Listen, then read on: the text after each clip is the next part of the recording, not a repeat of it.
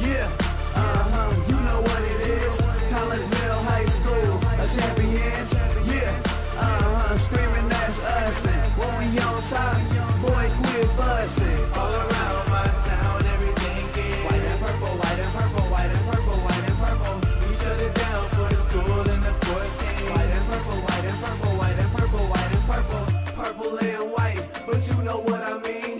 Double 11 senior year made history. Football, we took it to the playoffs. Collegeville, white and purple, yeah, we are the K-House. I said the K-House, the school of champions. We laugh a lot, we rap a lot. I'm asked to be an Indian again. I'm telling them that Collegeville is where it's at. So when we on the field of court, they better be aware of that. They scared of that. Of course, look at the ceiling. What up, Mr. Floyd? Yeah, Collegeville. And yes, I'm glad to say that I'm a K-Hawk. I'm about to graduate.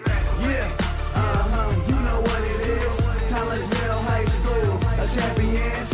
Yeah, screaming that's us. And when we on top, boy, quit fussing. All around my town, everything is white and purple, white and purple, white and purple, white and purple. We shut it down for the school and the sports team. White and purple, white and purple, white and purple, white and purple. White and purple, yeah, I know you see it. You see the chaos and you tell yourself you wanna be it. I go to CHS, so I am a champ. I ran this game so long I'm starting to get a stomach cramp. Class of 1-2, but we're number one. Shout out to all my juniors, yeah, you know we get it done. White and purple, you already know. It's little easy peasy and that boy lay low. Yeah, you know what it is.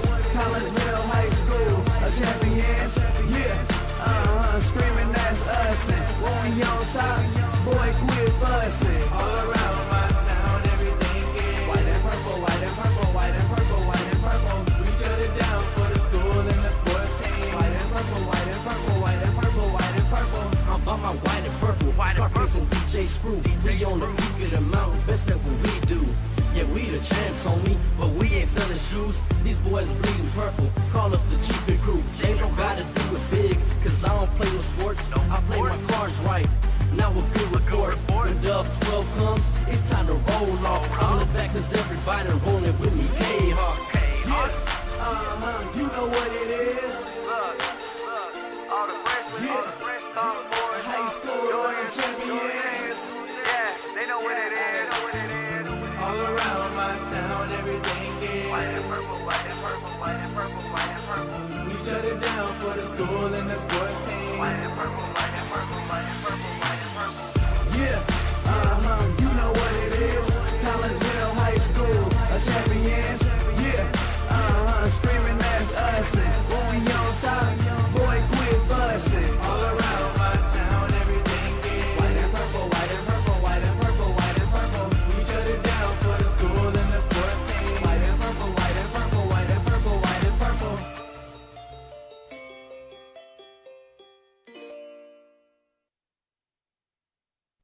And a very good afternoon to everyone as we welcome you here to Camelot Bowl in Collinsville. Getting ready for the first regular season matchup here for your Collinsville K-Hawks after a tournament as your K-Hawks open up Southwestern Conference play and their home opener all on the same day here at Camelot Bowl as Collinsville gets ready to take on O'Fallon. My name is Todd Duke. Welcome into the pregame show brought to you today by Chiropractic Works in Collinsville, owned and operated by Dr. Chris McCluskey. He and his crew are focused on helping as many people as possible live high-quality lives all through chiropractic care and wellness. You can visit Dr. McCluskey at Chiropractic Works in Collinsville, 410 Regency Center, just off of the Beltline Road there here in Collinsville, right up the street actually. Give them a call at 618-343-3602 or online at chiropracticworkscollinsville.com. Well, the K-Hawks come into this contest after just competing in Saturday's Heron Invitational Tournament, which saw 14 teams battle it out. Collinsville was right in the middle in 7th place. The K-Hawks were 81 pins behind first place Harrisburg and 17 pins behind the host Heron Tigers, who finished in second. Collinsville was sandwiched right in between the two other Southwestern Conference schools in the tournament as Collinsville finished behind Belleville East, and the Lancers, they took 6th place and ahead of Belleville West as the Maroons took 8th place. Senior Brody Hoganson finished the tournament in 33rd place individually as the highest Collinsville finisher. Hoganson's high was 193 in the third match out of the 6 played that day. Kahok sophomore Tatum Snyder had the team high game of the tournament when he rolled a 268 in the first game of the day, and he ended up in 43rd place when all was said and done. Collinsville went 8-8 last season in Southwestern Conference play, and that put them in 4th place. Sean Hay is their head coach. He's into his 26th year, and he has a record of 229 wins and 111 losses. O'Fallon, Mike Imes, is in his 22nd year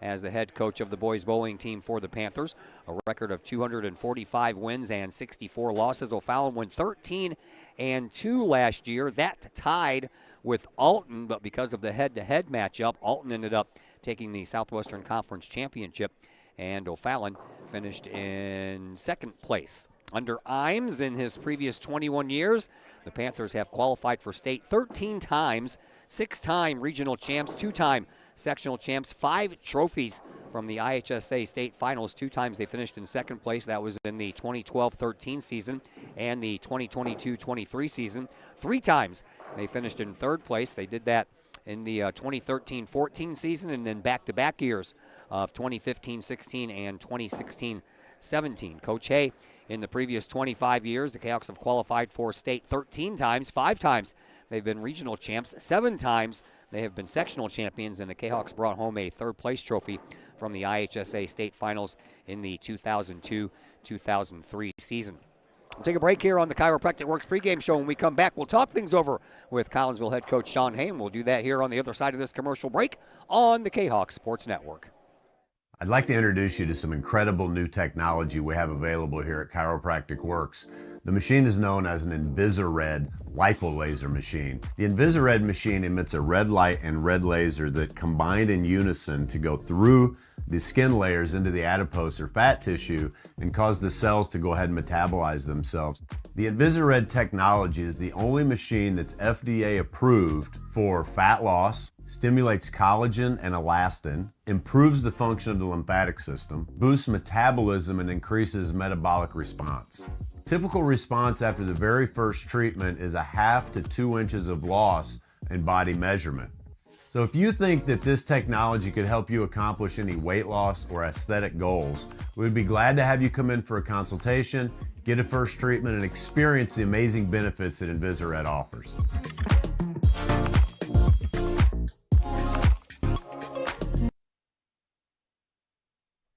Looking for a new place to catch the game with cold drinks and great food? Look no further than 1101 Bar & Grill in Caseyville. 1101 Bar & Grill features pizza, burgers, wraps, and salads, plus 7 large screen TVs to catch the latest Kahok games and all the pro sports across the spectrum, plus all the college football and basketball you can handle. 1101 Bar & Grill in Caseyville, 1101 Caseyville Road, right across the street from Kahok Stadium. Call 1101 Bar & Grill for carryout orders at 618-223-1332. Financial investments are very important, but so are the investments of time, patience, and encouragement our young athletes receive from their coaches, teachers, and mentors. Jason Regg, your Benjamin F. Edwards financial advisor, understands this. That's why Jason Regg is a proud supporter of your Collinsville Cahoks and the Kahok Sports Network, as well as the Kahok Educator of the Month Award. For all of your investment needs, see financial advisor and investment vice president Jason Regg at the Benjamin F. Edwards office in Collinsville, located at 1008 Vandalia Street, or call Jason Regg at 618-223-5215 or visit benjaminfedwards.com. Benjamin F. Edwards, member SIPC. I'd like to introduce you to some incredible new technology we have available here at Chiropractic Works.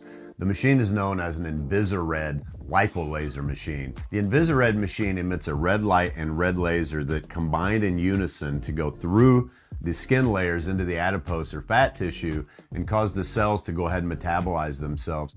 The Invisired technology is the only machine that's FDA approved for fat loss, stimulates collagen and elastin, improves the function of the lymphatic system, boosts metabolism, and increases metabolic response. Typical response after the very first treatment is 1/2 to 2 inches of loss in body measurement.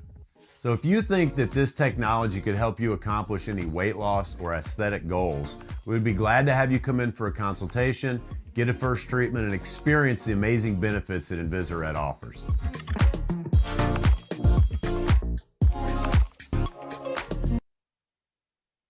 Once again, we welcome you back here to Camelot Bowl, getting ready for this first head-to-head matchup in the Southwestern Conference. Collinsville against O'Fallon, and joining us now, Sean Hay, in his 26th year as the head coach of Kahok Bowling. And how you doing, Coach? I'm doing fantastic. All right, man. 26 years, that's quite a while, man. How you feeling? Old? Yeah, well, no. No, actually, I feel great. Kind of makes you feel that way, though, when somebody mentions it to you, doesn't it? No, when I'm coaching kids of whose parents were kids that I coach, that's when it gets really sobering, if you will. Yeah. All right, the Heron tournament this past Saturday, you guys finished 7th out of 14 teams. You started off well, had a first-place lead after that first match, so tell us about the match from there on. Sure. One of the things that we have here is, well, first off, the 1077, a big portion of that was a 268 by Tatum Snyder. So, I mean, he really carried. And the rest of the team maintained, which is the formula for good bowling. But that house in particular gets a little bit drier. And one of the other things is this is largely a new varsity team. We've got a couple returners, but for the most part, they're all young. Last year, I know Tatum was on the roster for the regionals and sectionals, but he didn't get any lane time. So when you come in with a new group, they get jitters, they get everything else, and then when you have to move into a spot on the lanes that they're not normally used to, they get afraid to throw. Those are things that we work out as the season goes on. But they honestly, their attitude was fantastic. And then by the end of the day, Carter Williams ended up shooting a 275. So you can see that the shot, how to play the shot. We just need to keep developing those younger players so that they can play that shot. Yeah. All right. So you guys have that one tournament under your belt. O'Fallon, not quite as fortunate. This is going to be their first match. They seem really young. They've got 4 sophomores starting and 1 junior, and they got a senior waiting in the wings. So a little bit young for O'Fallon. Definitely. But you know what? They're always a good team. They always have good talent. They've always got kids waiting in the wings. Last year's JV, they had a decent group, and that's what we're going to be seeing today. Yeah, and you and Mr. Mike Imes, the head coach for the Panthers, between the two of you guys almost got 50 years of experience in there, so there's some experience here today. Absolutely. And, you know, we also see Coach Eli here, and we've got a new assistant coach coming in to kind of replace Mark Brunswick, who we greatly appreciated his time with us since 2001. Yeah. The individual will be Ryan Warner. You might remember Yeah. So he's going to help out. He's going to be working with the JV boys a lot. All right, cool. All right, thanks, Coach. Thanks for the visit. We appreciate you. Definitely. Thank you very much. All right, that is Sean Hay, your Collinsville Kahok Bowling head coach. We'll take a break here on the Chiropractic Works pregame show, and when we come back, we'll throw you the 5 starters for each side as we get ready to begin some bowling here, and we'll do that in just a moment on the Kahok Sports Network. I'd like to introduce you to some incredible new technology we have available here at Chiropractic Works. The machine is known as an InvisiRed lipo laser machine. The InvisiRed machine emits a red light and red laser that combine in unison to go through the skin layers into the adipose or fat tissue and cause the cells to go ahead and metabolize themselves. The InvisiRed technology is the only machine that's FDA approved for fat loss, stimulates collagen and elastin, improves the function of the lymphatic system, boosts metabolism, and increases metabolic response. Typical response after the very first treatment is 1/2 to 2 inches of loss in body measurement. So if you think that this technology could help you accomplish any weight loss or aesthetic goals, we'd be glad to have you come in for a consultation, get a first treatment, and experience the amazing benefits that InvisiRed offers.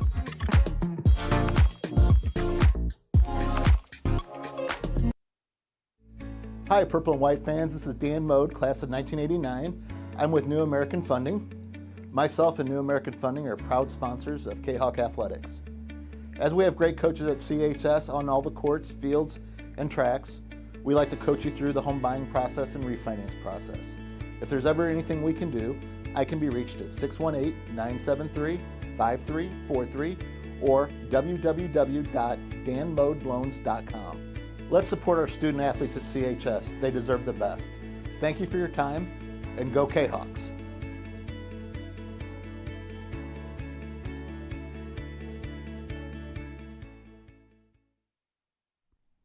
Do you have a big land improvement project that requires some outside help? Call Petroff Trucking Company. The Petroff Companies have been shaping the metro area since 1975. Family owned and operated, Petroff Trucking Company can do the job and do it right. hauling, excavating, and grading. They do that and more. Petroff Companies also has roll-off dumpster rentals. They also specialize in dirt and rock sales. Petroff Trucking Company can help you develop your land for your needs.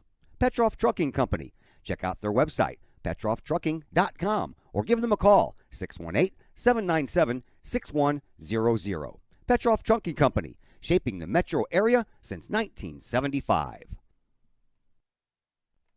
VFW Post 1117 in Caseyville is one of the area's longest-running VFW posts.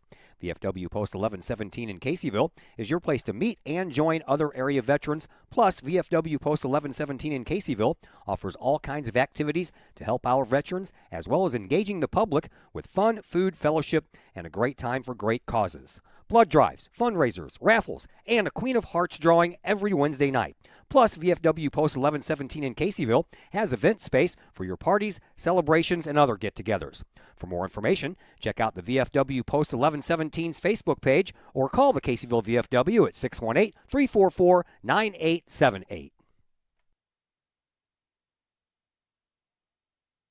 We welcome you back here to Camelot Bowl as you see the de facto boys bowling coach Eli Hay down there giving some words of encouragement to his team before we get things going here. Once the girls get going, then Sean Hay, he'll pay more attention to the girls' side than the boys' side, and then Eli will take over. We'll speak to Eli in the post-game show at the end of these three matches here between Collinsville and O'Fallon. And we'll begin with Collinsville, since that's who you can see over here on lane number 26. It'll be Bradley George, a sophomore, leading things off. Simon Fry, a junior, will follow him.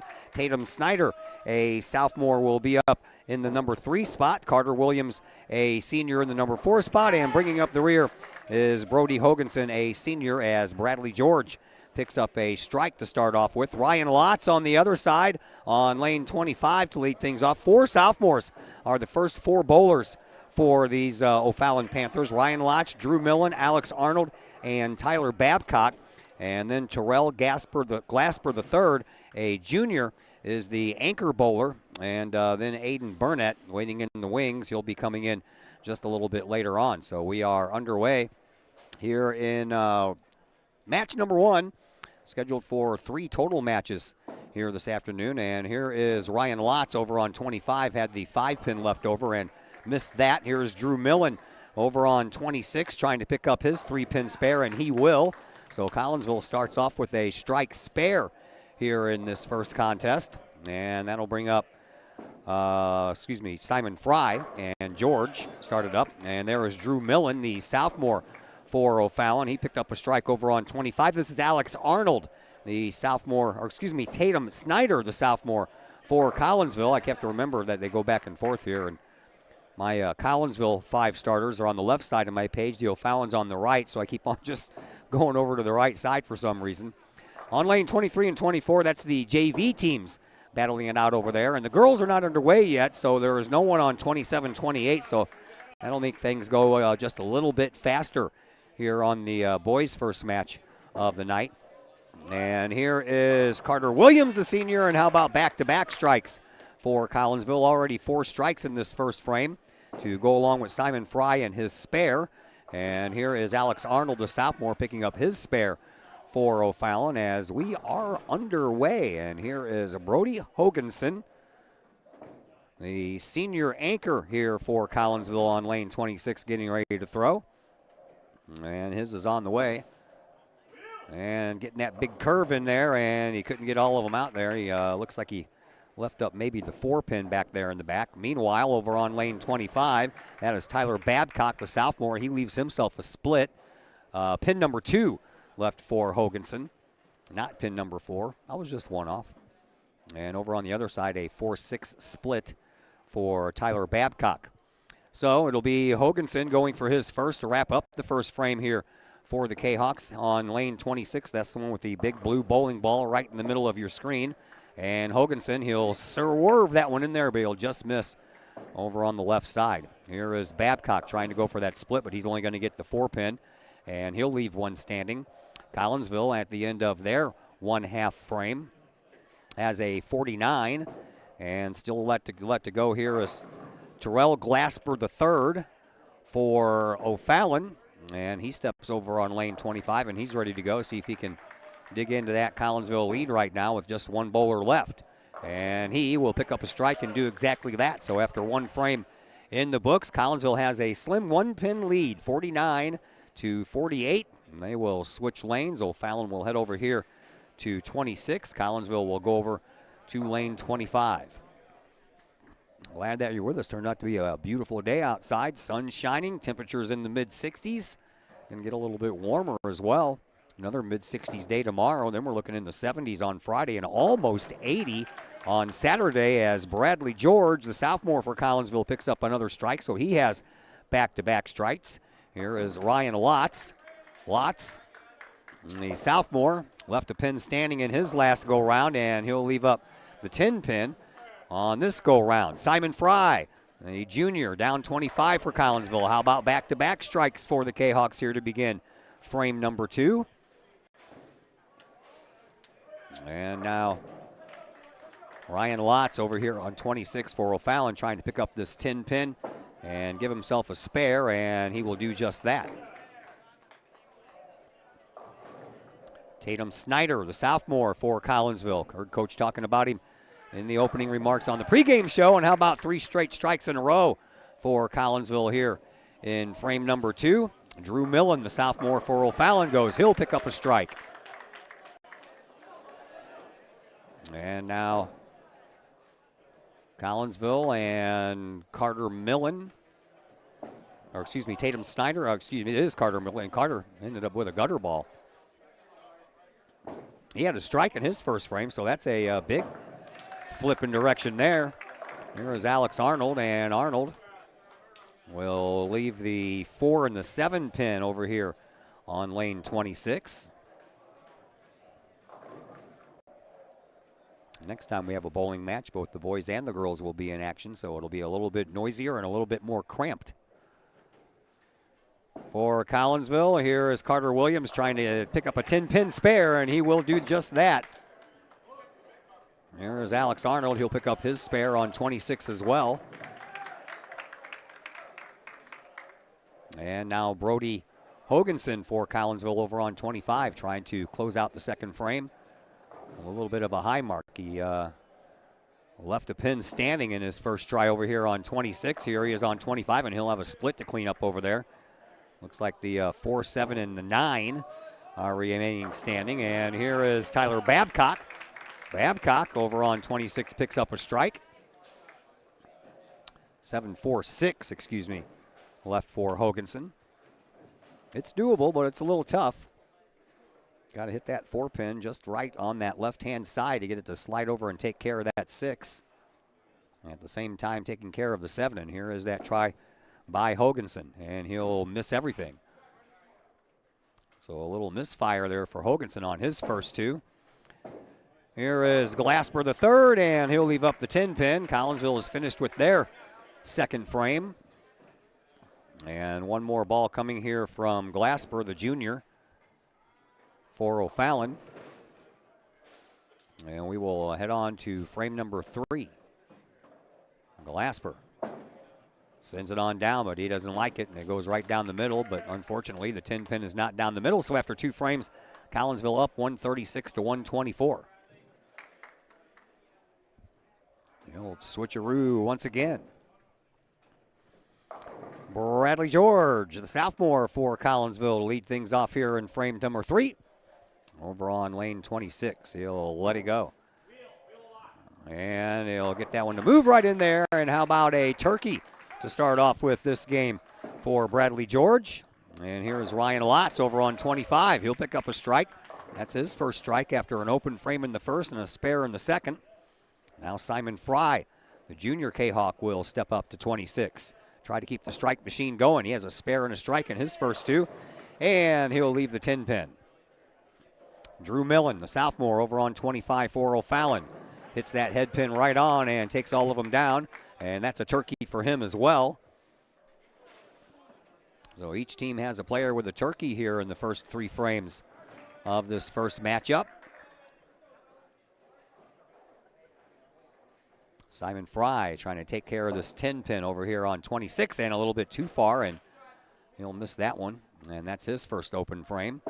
Alex Arnold, the sophomore for O'Fallon, down 25. Will leave up a couple of them. Looks like the 1 and the 3. Oh, the 3 finally falls down. Or the 1. Something fell down. There's only 1 left now. Meanwhile, here is Tatum Snyder, the sophomore for Collinsville, on 26. Got that spin and that hook, but he missed the head pin, and he'll leave up the 1 and the 2 pin.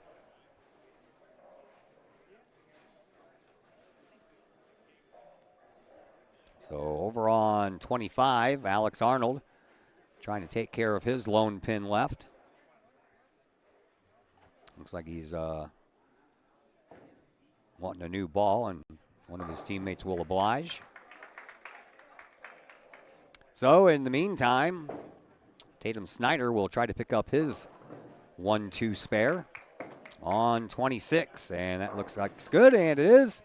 And now Arnold down 25, trying to pick up his spare as well, and he will just barely hit that one on the outside and take care of it.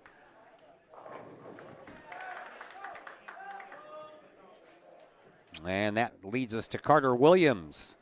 Back-to-back seniors is the number 4 and 5 bowlers here for Collinsville. Big hook, and he'll leave a split, but luckily he didn't have a sleeper behind that 2 pin as the 8 fell down there at the last minute, so the 2 and the 10 remain standing. Over on 25, a strike for Tyler Babcock, the sophomore.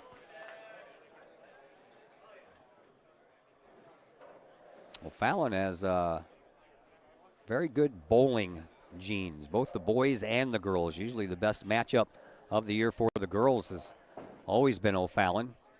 Here is Terrell Glasper III, the junior for O'Fallon, over on 25. The anchor bowler for the O'Fallon Panthers, and he'll hit that head pin a little bit too far on the left-hand side, and he'll leave the 10 pin up. Meanwhile, here is Carter Williams for Collinsville, trying to pick up his spare. He's got the 2 and the 10. He'll pick up the 2, but that 2 ends up going right behind the 10, so no scoot over there. As Glasper will try to pick up his 10 pin, and that's the second time he's left the 10 pin standing. Brody Hoganson trying to figure things out after back-to-back open frames to start off this match. Looking for something good here on 26 to end frame number 3.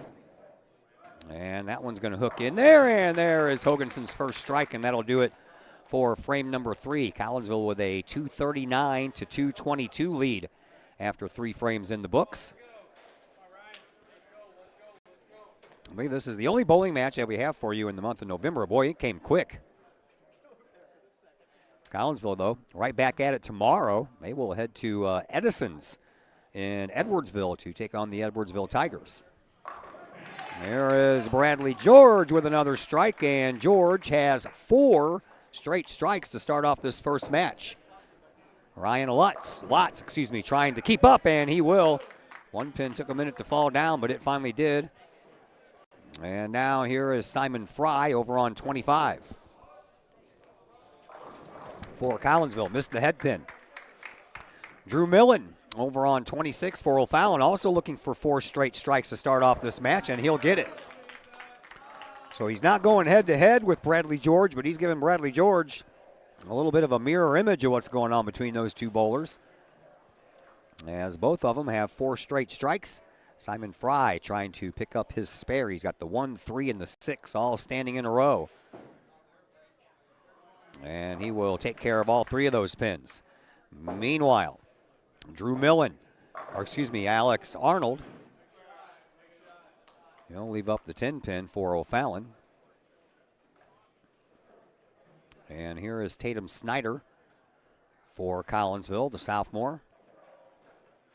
Started off with 2 strikes, followed that up with a spare, and here in the 4th he will have work to do to pick up another spare, as he will leave the 7 and the 6. Here's the try for that 10 pin, and a no-go there for Alex Arnold. Well, let's see what Tatum Snyder can do with this split over here on 25. It is on the way. He'll take care of 1, but leave the other. Tyler Babcock, the sophomore for O'Fallon, on 26. He'll mow down that head pin, and then he'll move a pin out of the way. Let's hope the pin catcher. Nope, not going to get it. moved it into a spot where the pin catcher couldn't come down and grab it, so we're going to have a little bit of a delay over here on lane 26. I believe that was the 6 pin, and it got moved up right in between where the 5 and the 3 usually sit. So that's going to be a minute before we can get that rectified. Meanwhile, over on 25, Carter Williams picks up a strike. That's his second. He got one in the first, and now here in the fourth, and sandwiched in between that was a spare and an open frame. So Hoganson will have a chance to go here while we still await the little lane or the pin catcher. Well, they got somebody, well, they tried to put it back down there. It's not going to work, man. You need to move the pin first. Hoganson on 25 will go ahead and go while that's going on, and Hoganson will leave up the 7 pin. So he'll have a strike to get. And I don't know did he move the pin far enough over there? Scurried over there quite quickly. All right, now we're ready to go. And here is Babcock trying to pick up his spare. He'll knock off the 2 on the left, leave the 1 over on the right. And Hoganson trying to take care of this 7 pin over here. And Hoganson will do just that. And Terrell Glasper III over here on lane 26 will finish up the 4th frame. Will he do it on the first ball? Nope, leaves up the 10 pin again. 10 pin's kind of been a bugaboo over here in the early goings of this first one.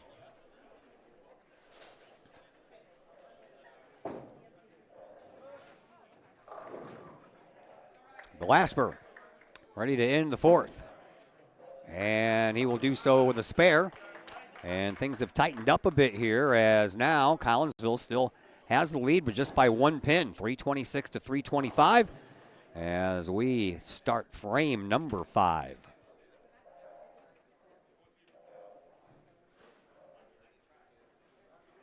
I have some more hockey coming up for you tomorrow, and wouldn't you know it, it's going to be Collinsville versus O'Fallon. That'll be at the McKendree Recplex, a late scheduled start for 9 p.m. I love those on a school night. Here is Bradley George looking for 5 strikes to start off this first match, and that's exactly what he gets.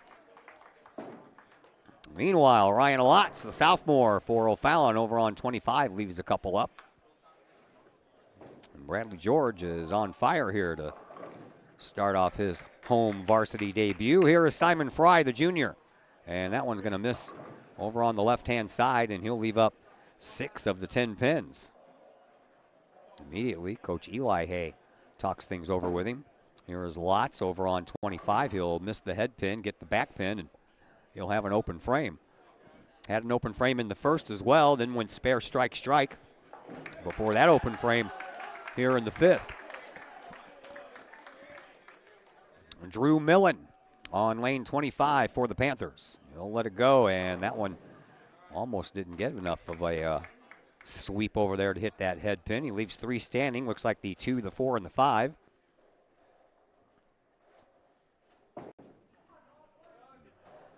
And I believe we're waiting for a ball exchange here for Drew Millen. Meanwhile, on 25, a spare pickup there by Drew Millen. Now Simon Fry trying to pick up his 6-pin spare, and that one needs to turn, and it does, and he'll get that spare. A little bit of a work spare there, but nevertheless, it is effective.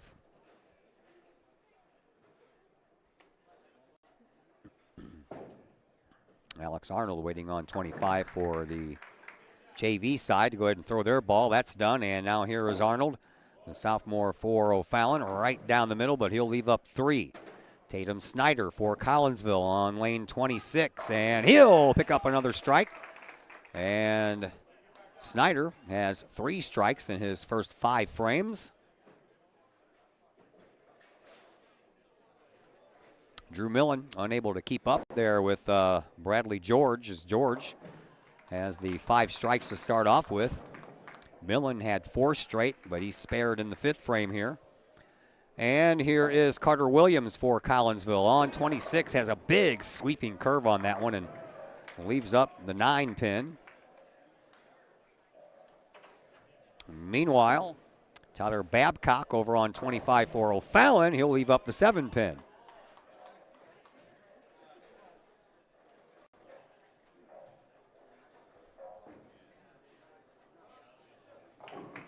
There's Carter Williams on 26, trying to pick up that 9.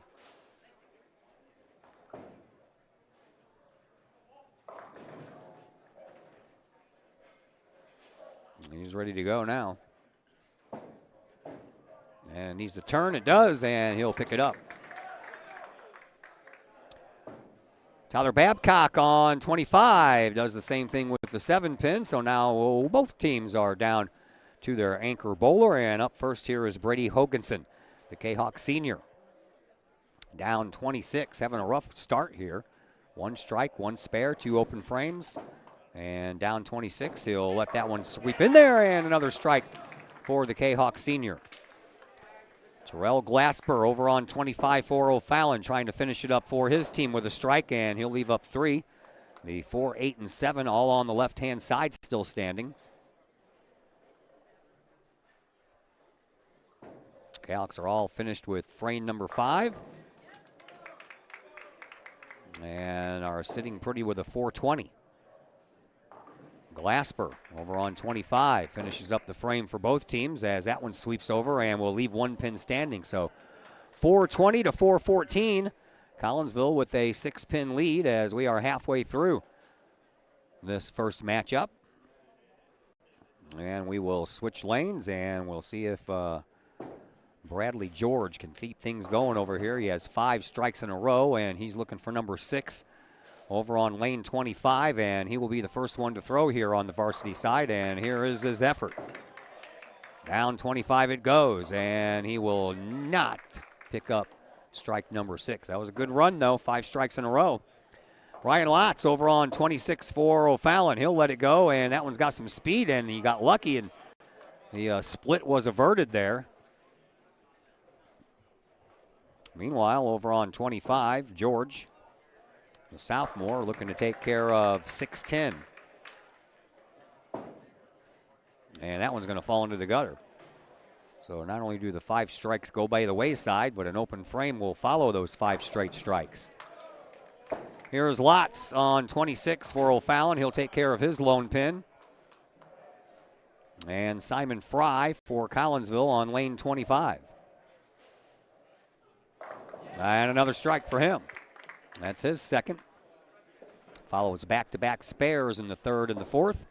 Drew Millen over here on 26 for O'Fallon will have a double split, 2 pins on either side.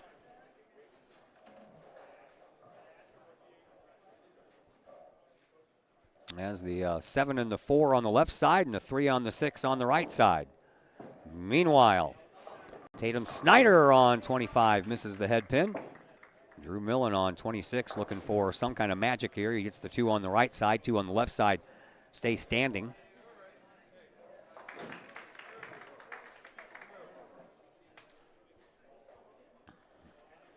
Clay Smith, the athletic director for your Collinsville Kahawks, in the building. As we are on bowler number 3 for both teams, here is Alex Arnold for O'Fallon, and he gets a strike. Took a while for that last pin to fall. And Tatum Snyder trying to pick up a spare. He does.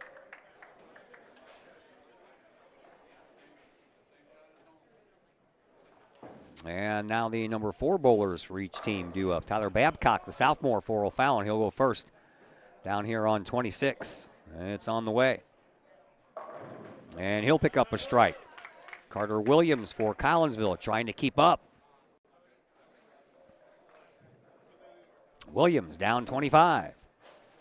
Needs to curve, and it does, but he'll leave the 10 pin up. There was a pin spinning right around it, but it kind of fell off the back before it made it all the way far enough right to take care of that 10 pin. Here is Glasper for O'Fallon on 26. He'll take care of 8 of the 10.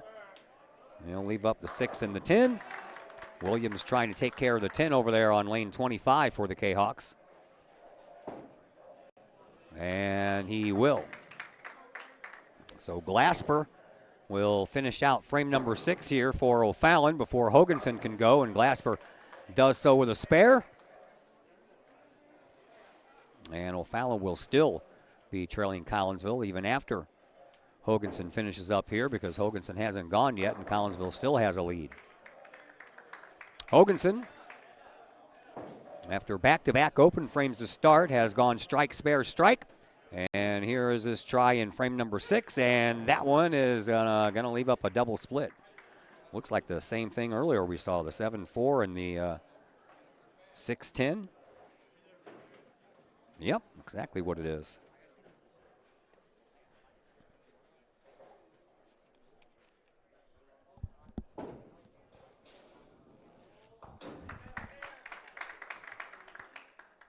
Hoganson with a little bit of work to do, trying to avoid his third open frame in this game, but I don't know if he will be able to or not. That's a tough task. And he won't. He'll go off in the gutter and leave 4 standing, so Hoganson off to a bit of a rocky start here. But Collinsville has a 515 to 488 lead as we head into the 7th frame.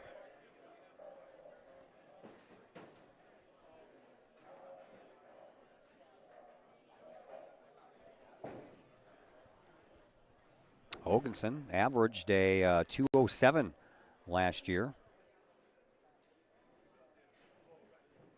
Those are of the players that bowled 10 games or more. And how about a strike for George after he got interrupted there? He had 5 in a row and then an open frame in the 6th, but he picks it back up here in the 7th. And here is Ryan Lotz over on lane 25 for O'Fallon. And he will take care of them all too. Had a little help from a pin that slid all the way over from the left side to the right side and took care of that 10 pin. Simon Fry down 26 for Collinsville. Ooh, he thought he had a strike. I thought he had a strike. Everybody thought he had a strike except for the pesky 8 pin. The 8 pin said, no strike today for you. Here's the number 2 bowler for O'Fallon. A little bit of a split going on there for Drew Millen. He's got a host of pins over on the left side. That would be pins 2, 4, and 8, and then he also has the 10 pin. And here is Simon Fry picking up his spare. Fry had a 204 average last year. Williams had a 178. Only one bowler for O'Fallon returns from last year's varsity squad, and that was Glasper. And he averaged a 203 last year. Aiden Burnett, who is a senior, we'll probably see him sometime here tonight, either in the next match or the 3rd match. He played all of his time last year on the JV side as a junior. So over on 25, how about a strike for Alex Arnold? Arnold with back-to-back strikes. There is Snyder, the sophomore, who has a split of his own to deal with here, and it's on the way. And takes out the 2 on the left, leaves the 10 pin. And each team's number 4 bowler up. Here is Tyler Babcock on 25 for O'Fallon. He'll pick up a strike. Carter Williams trying to keep up here on 26. Williams with back-to-back spares that followed a strike in the 4th. And down 26 it goes. Got that nice little hook on it and takes care of his 3rd strike here of this first match. Here is Terrell Glasper over on 25 for O'Fallon, the anchor bowler for the Panthers, and he'll end up with a nice strike. His 2nd, he got a strike in the 1st, and now a strike here in the 7th. In between there, he's had a couple of spares and a couple of opens. Speaking of a couple of opens, Brody Hoganson has 3 already in the first 6 frames, trying to rectify that situation, and does so here with a strike. That'll be his 3rd strike here of this first match, and the 7th frame is over. Collinsville still out front, 591 to 577.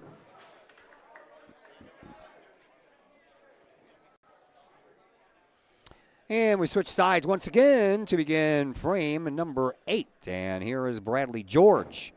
5 strikes in a row, interrupted. Then he picked up a strike in his last frame, and that one kind of just stays a little too far to the right. Didn't touch the head pin. Ryan Lotz, the sophomore, on 26 for O'Fallon. He'll take them all down.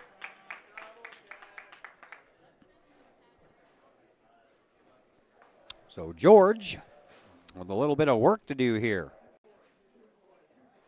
Has 6 pins remaining. And here is that try for that 6-pin spare, and that one is good. Although that 3-pin took forever to fall down. Drew Millen over here on 26. How about back-to-back strikes for O'Fallon?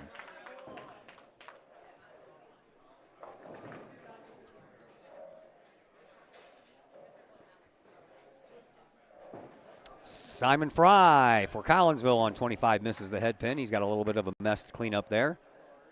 He's got the 1, 2, and the 10 pin remaining. And here is Alex Arnold on 26 for O'Fallon. He'll leave the head pin. He'll have himself a sleeper. I think that's the first sleeper we've had here in this first match. He leaves up the 3 and the 9. Simon, slid over there, but didn't have enough juice to keep going and take out that 10 pin. Had the right idea, though.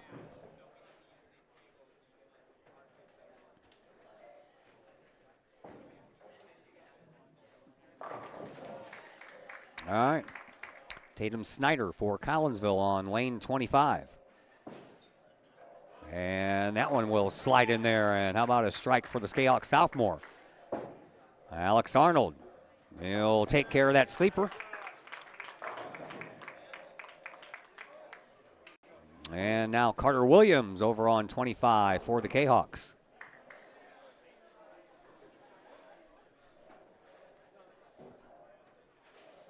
Williams, down 25 it goes.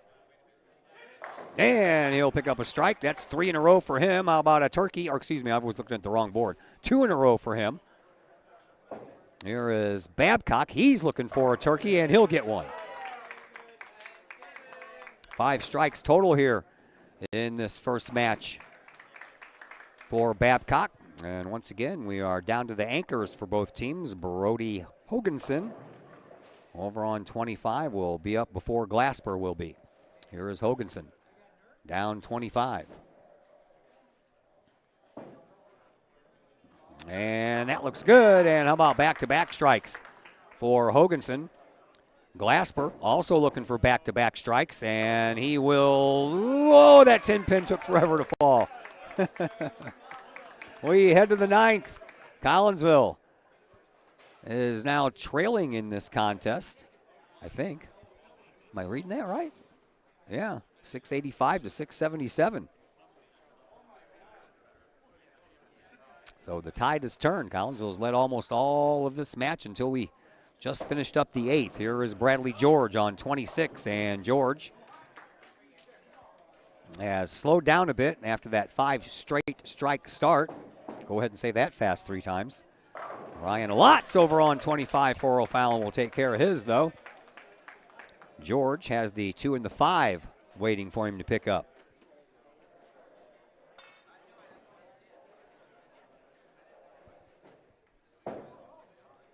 Here's the try by George, and he'll miss. Drew Millen over on 25 for O'Fallon. O'Fallon's kind of heating up here toward the end. And how about back-to-back strikes by Lotz and Millen? So O'Fallon pouring it on here. Meanwhile, Simon Fry looking for a strike, and he'll leave himself a split instead.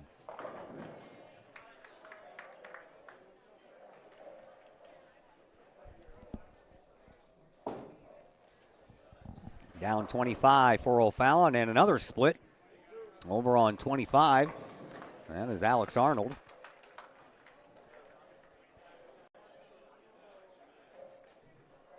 And the first one to try Splitsville is going to be Simon Fry over here on 26. And he will leave up the 10 pin. Well, let's see what Alex Arnold does over here for O'Fallon. Down 25 it goes.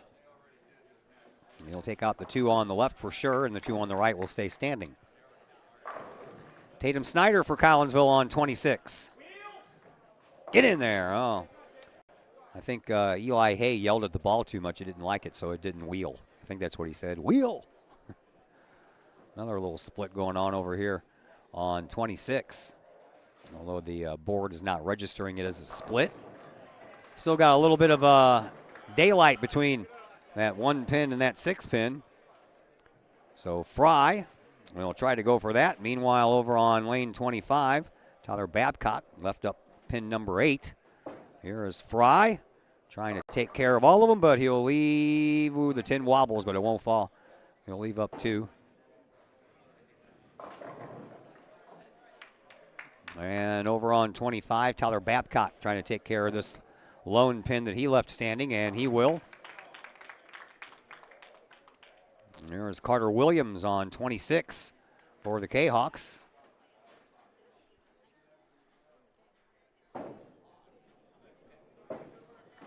And he's willing that one in there, and it gets in there. And how about a turkey for Williams? I mistakenly gave him one on the last frame, so we'll give him one on this one. He'll earn that one himself. Here is Glasper, and Glasper will leave up the 7 pin over on 25, while Hoganson gets ready to go over here on 26.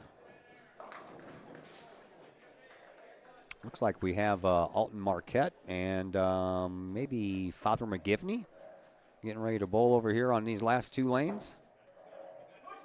There's Hoganson yelling at it, and it didn't listen all the way. Got most of them, but not all of them. And there is Glasper taking care of that leftover 7 pin. So they are ready to head to the 10th frame, are the O'Fallon Panthers, and Hoganson ready to send Collinsville to the 10th frame as well as soon as he tries to pick up this 9 pin.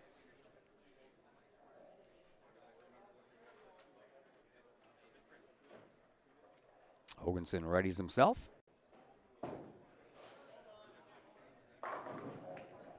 And he'll bring it down. And that one is good. So we head to the final frame here. And Collinsville still trailing the O'Fallon Panthers. 8:07 to 7:77. So the Kahawks are down by 30 pins heading into this final frame. We'll see what they want to do here. And up first is Bradley George, the sophomore for Collinsville, on lane 25. George will pick up a strike, so he'll have a couple more to throw. Here is Ryan Lotz for O'Fallon on 26. And he'll pick up a strike as well. So they are battling it out here. Only a 5-pin difference between the two. George started off with 5 straight strikes. Open frame in the 6th, struck in the 7th, spare in the 8th, open frame in the 9th. Here he is in the 10th, and that 7-pin wouldn't fall for him. Lotz. He is looking for another strike to go along with the first one here in the 10th. That was his 4th in a row. Looking for 5 in a row, and he's got it. That might be enough to give him the lead over George. George with this spare pickup, but Lotz has one more full set of pins to shoot at, and then George will leave the 7-pin down there, and that won't help, and George will lose this head-to-head battle.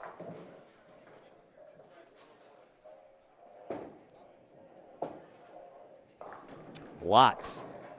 One more ball for him. It's on the way. And how about that? 6 in a row to end this first frame. And Lotz ends up with a 225, and he'll win the head-to-head battle over George, who ended up with a 209.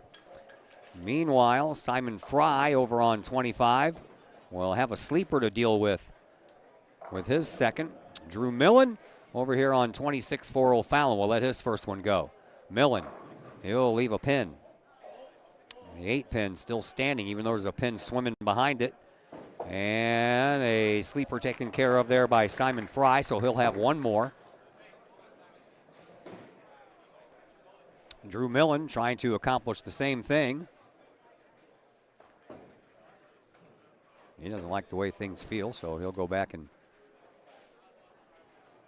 I don't know if he grabbed a different ball or just wiped off his hand, but it didn't take very long. Here he is, down 26. That one curves right at the last minute, and it'll take care of it.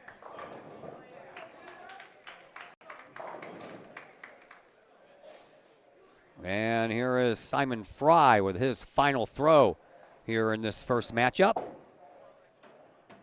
And he'll end it on a high note with a strike. But it will not be enough to win the head-to-head battle as he ends up with a 157. And Millen, his final throw, will leave one standing, but he'll win the head-to-head battle. A 208 compared to Fry's 157. So 2 head-to-head matches already won here by O'Fallon. Tatum Snyder goes up there and hits a strike over on 25 for Collinsville. He's going head-to-head with Alex Arnold. And right now, they are neck and neck. Alex Arnold ready on 26 for O'Fallon. He'll leave up 2. Small little bit of a split, but not anything that can't be picked up. And here is Snyder over on 25 with his second. And back-to-back strikes will help him out.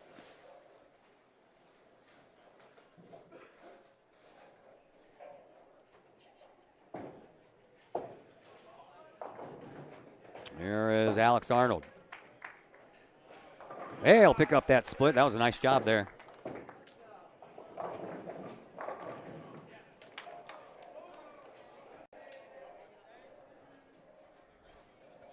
One more coming up here for Snyder. Down 25 it goes. How about a turkey to the 10th? Will help his cause out big time. So it's up to Alex Arnold. Arnold's last ball. And it is on the way. And he will pick up a strike as well. And the head-to-head battle is going to be a tie. Each of them with a 177. So a push for the number 3 bowlers. Here's Carter Williams for Collinsville on 25. And he'll leave up 1. Williams was working after picking up a turkey in the 7th, 8th, and 9th. Here is his counterpart, Tyler Babcock on 26. He'll leave up the 6 and the 10. So both of them trying to pick up a spare to have 1 extra throw. Close matchup between these two as well.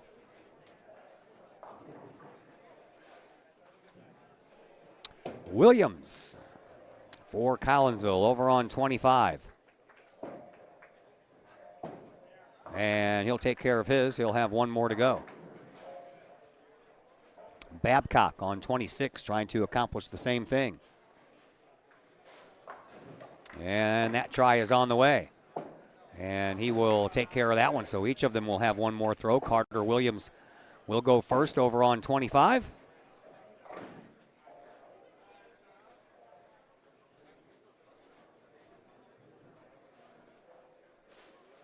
He readies himself. And fires away. And he'll leave up 1. So that 1 will stay there. Williams ends up with a 204.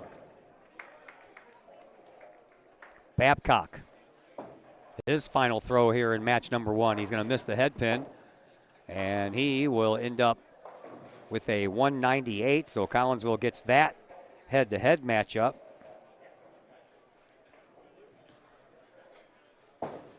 And the battle of the anchor bowlers, a little bit low on the scoring side.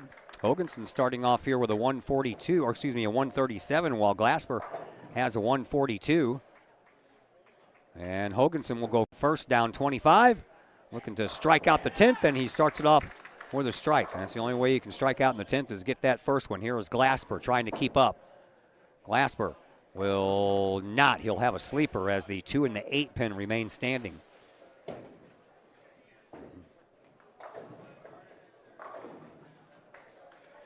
This one's going to be a tight finish, although the overall score might go to O'Fallon. If Hoganson can win out here, that would be 2 head-to-head matches for each team, plus the tie between Snyder and Arnold. So it'll come down to the total pin count as to find out who wins this one. As Glasper picks up his spare, so he'll have 1 more left.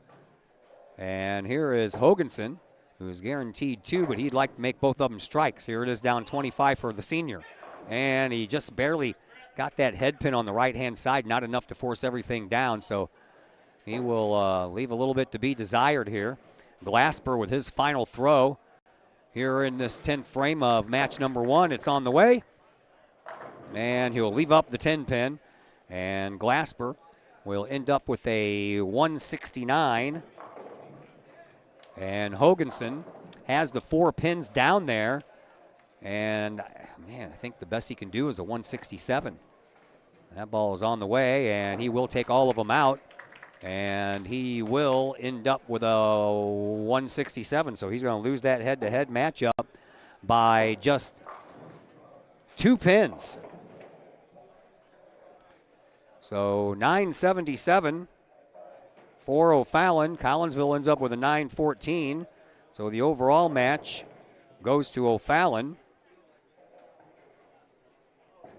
And the fact that they won 3 of the 5 head-to-head matches will give O'Fallon the win here in this first match. So that is going to do it for match number 1. We will take a break, and when we come back, we will tell you all about match number 2 after we take a timeout here on the Kahok Sports Network.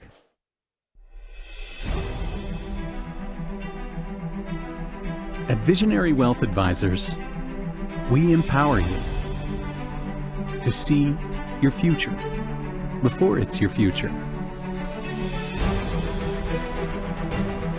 to create your inheritance,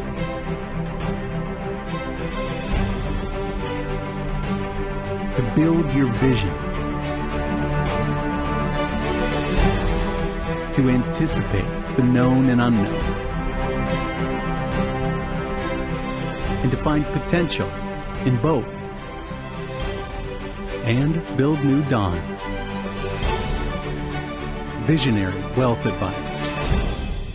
Visit Brad Keene at his Collinsville office at 106 North Clinton or call 618-467-8420. The Junior Service Club of Collinsville has been a proud supporter of KayakSports.com and the Kahok Sports Network from day one. Since 1934, the Junior Service Club of Collinsville has been providing women in the community an opportunity to make a difference with fundraisers and projects, all that go towards helping the needy in Collinsville. If you would like any information on any event sponsored by the Collinsville Junior Service Club, head to Facebook, type in Collinsville Junior Service Club, and then click on the event tab. We thank the Collinsville Junior Service Club for their continued support of the Kahok Sports Network and KahokSports.com.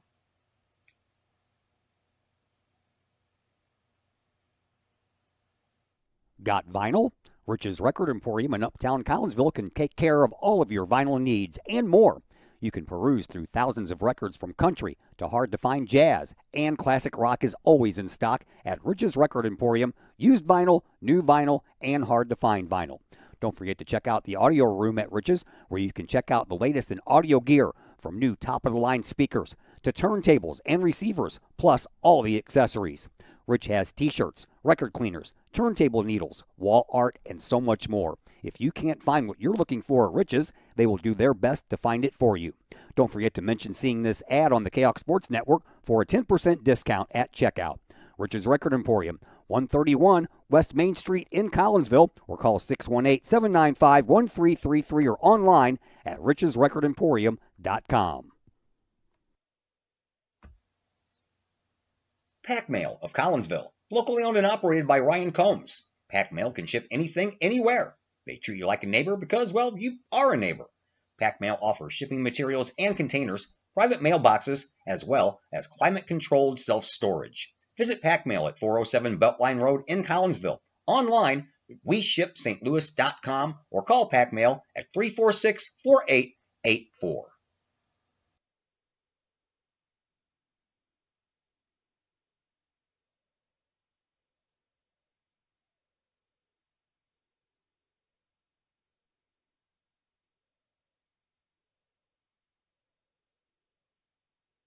All right, once again, we welcome you back here to Camelot Bowl. Brandon Campbell, usually joining me as the color commentator here in bowling, but he's got other things that he has to do here. So he is not going to make it tonight, but his dad's here, and Dad told me that he'll be here for probably most of the rest of the bowling matches that we have on the schedule. We have 6 total, 3 boys, 3 girls. And of course, the girls aren't in action yet, so we begin with the boys. And time for me to take a little bit of a break, so I'll let you join enjoy some of the ambiance here at Camelot Bowl, and I'll be back with you in just a moment.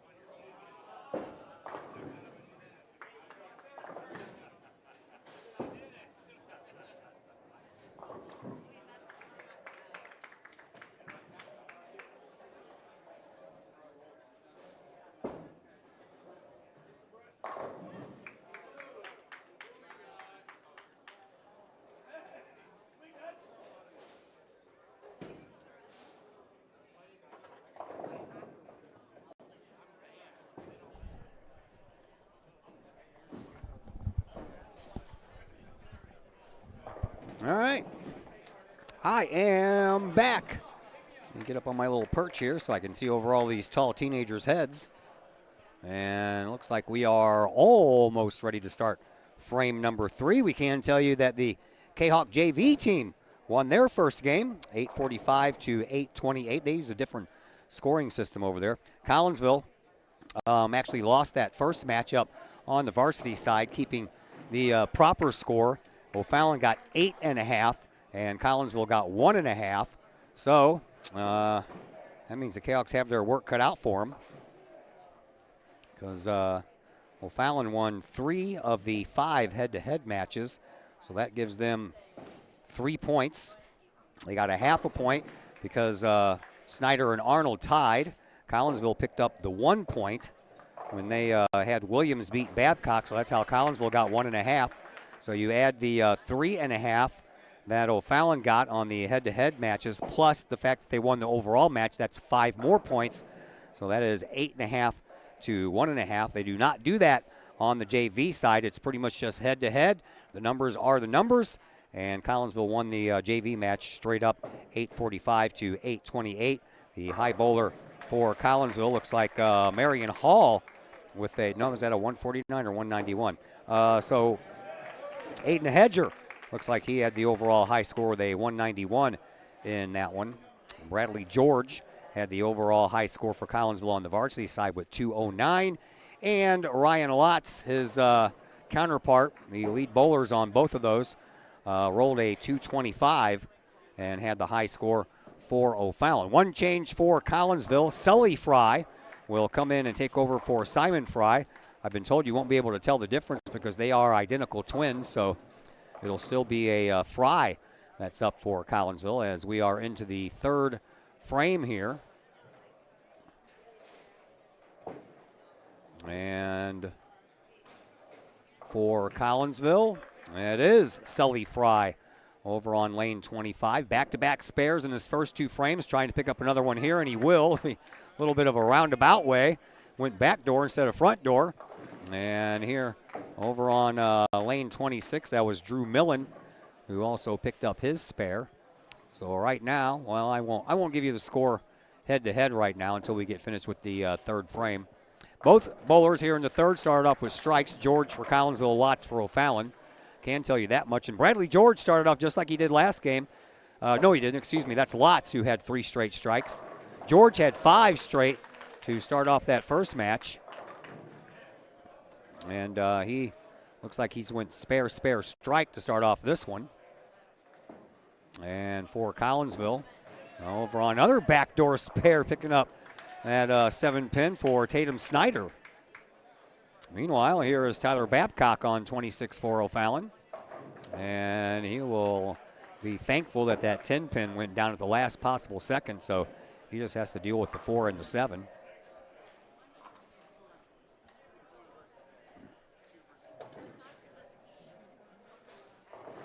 And for Collinsville, here comes Carter Williams, the senior.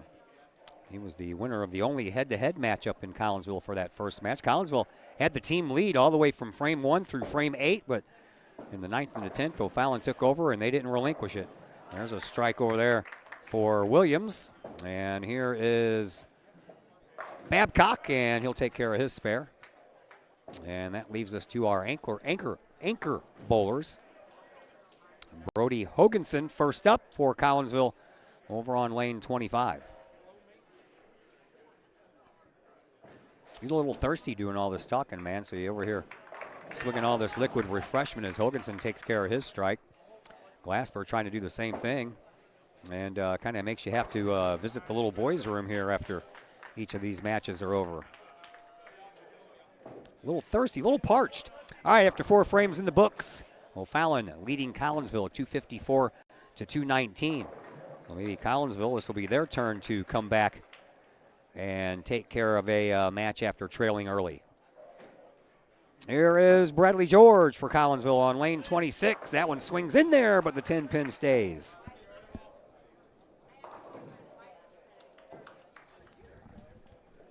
That's some more hockey closing out our week tomorrow. Collinsville versus O'Fallon in that affair as well. And it'll be a de facto home game for O'Fallon as they'll take the ice at the McKendree Recplex there in O'Fallon. 9 p.m. scheduled start, but it'll probably start late. Usually does. Matter of fact, the 7:30 games usually start late. They always have the little kids out there practicing beforehand, and they'll get off the ice and they'll bring out the Zamboni, and before you know it, it's 7:40, 7:45 before we get those first ones underway. Here on 26 is Collinsville's Sully Fry, and he'll leave up 3. 4 straight strikes for Ryan Lotz to start off this second match for O'Fallon. That was Bradley George in the first frame. George couldn't sustain that, though. And how about that one for O'Fallon? And a 4 in a row there for Tyler Babcock.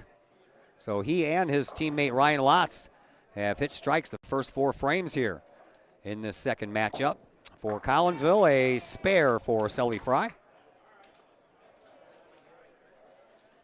And over on 25, that is Alex Arnold. Arnold will leave up the 7-pin. Back over here on 26 for Collinsville, Tatum Snyder, the sophomore.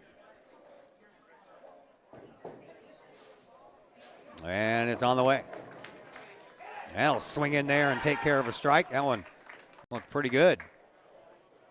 2 strikes out of the first 4 frames here for Snyder. Here is Babcock picking up his spare over on 25. They're already to their anchor bowler, Glasper. Meanwhile, here's Carter Williams. Williams looking for back-to-back spares after 2 open frames in the first and the second. That's Metro East Lutheran. I knew it was either Lutheran or Father McGivney over there wearing the green. So Metro East Lutheran versus Alton Marquette over on these last 2 lanes here at Camelot Bowl. And Glasper leaving up a pin as well over on 25, just as Williams has done over on 26. But Williams is the number 4 bowler for Collinsville. Glasper is the anchor bowler for O'Fallon. And here is Williams trying to pick up this spare. And he will. And now Glasper over on 25 trying to do the same. And he will as well. So O'Fallon is finished with the 4th frame. And Hoganson trying to finish up the 4th frame with 1 ball here for the Kahawks.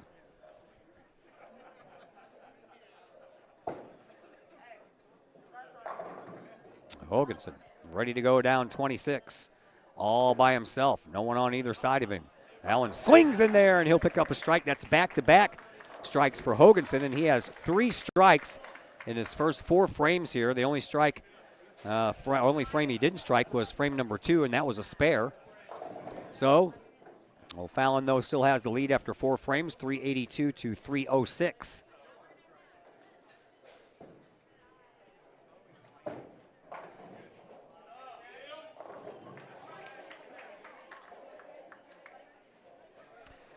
And here is Ryan Lotz on 26. He'll pick up 5 strikes in a row. George left up 4 over there on 25 for Collinsville. And the sophomore Bradley George will try to pick up his spare right now. And he will not. The sleeper pin right behind the number 2 pin. The 8 pin stayed up. Didn't hit that head on. Everything went around it. Here is Drew Millen. Millen will pick up a strike. The strike machine continues. I believe that's 5 in a row for him as well. Oh, no, he had the spare in the 3rd frame. That is Alex Arnold who's looking for 5 in a row. Meanwhile, here is Sully Fry, and he'll pick up a strike. That breaks a string of 4 spares in a row for Sully. Here is Arnold, and he will not keep up with his teammate with 5 in a row. He'll have to try to settle for a spare over here on 26. Tatum Snyder for Collinsville on 25. He'll let it go. And he'll leave up 1.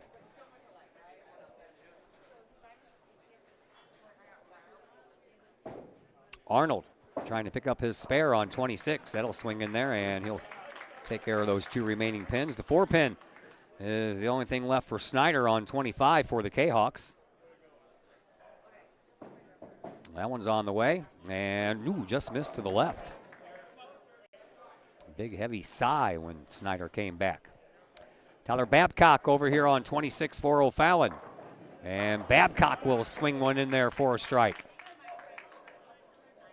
That's his second. Got one in the first, open frame in the second, back-to-back spares in the 3rd and the 4th. Here we are in the 5th. Collinsville has some work to do. Carter Williams on 25, just barely missed hitting that head pin in the proper spot. He now also has a 2-8 sleeper, plus the 7 pin stays back there as well. Here is Glasper on 26 for O'Fallon, and he'll pick up a strike. That's his third strike here in the first 5 frames of this second match.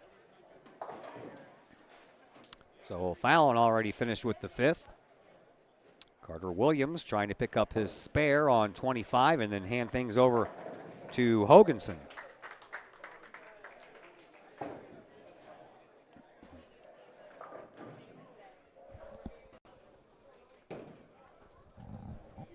It's on the way. That one needs a turn. It will, and he'll clip them all. And now Hoganson ready to send us all to the 6th frame here of this second match.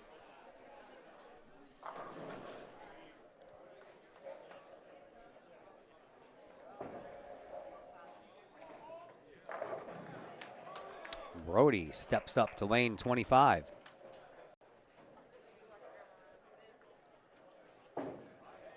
And it's on the way. Curving in there, and he'll take care of all of them. And that's a turkey for Hoganson, and he has 4 strikes in his first 5 frames. Giving Collinsville a little bit of a chance here, but man, they are down by almost 100 pins now, 500 to 406 as we head into frame number 6. There is Bradley George on 26 for Collinsville to get this 6th frame going. George looking good, and how about a strike? George had 5 straight strikes to start off that first match. Here is Lotz, and Lotz will leave up the 10 pin over there on lane 25.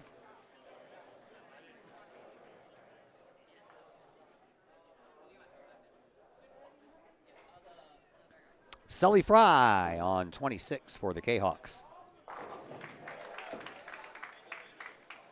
And that one's going to miss the head pin.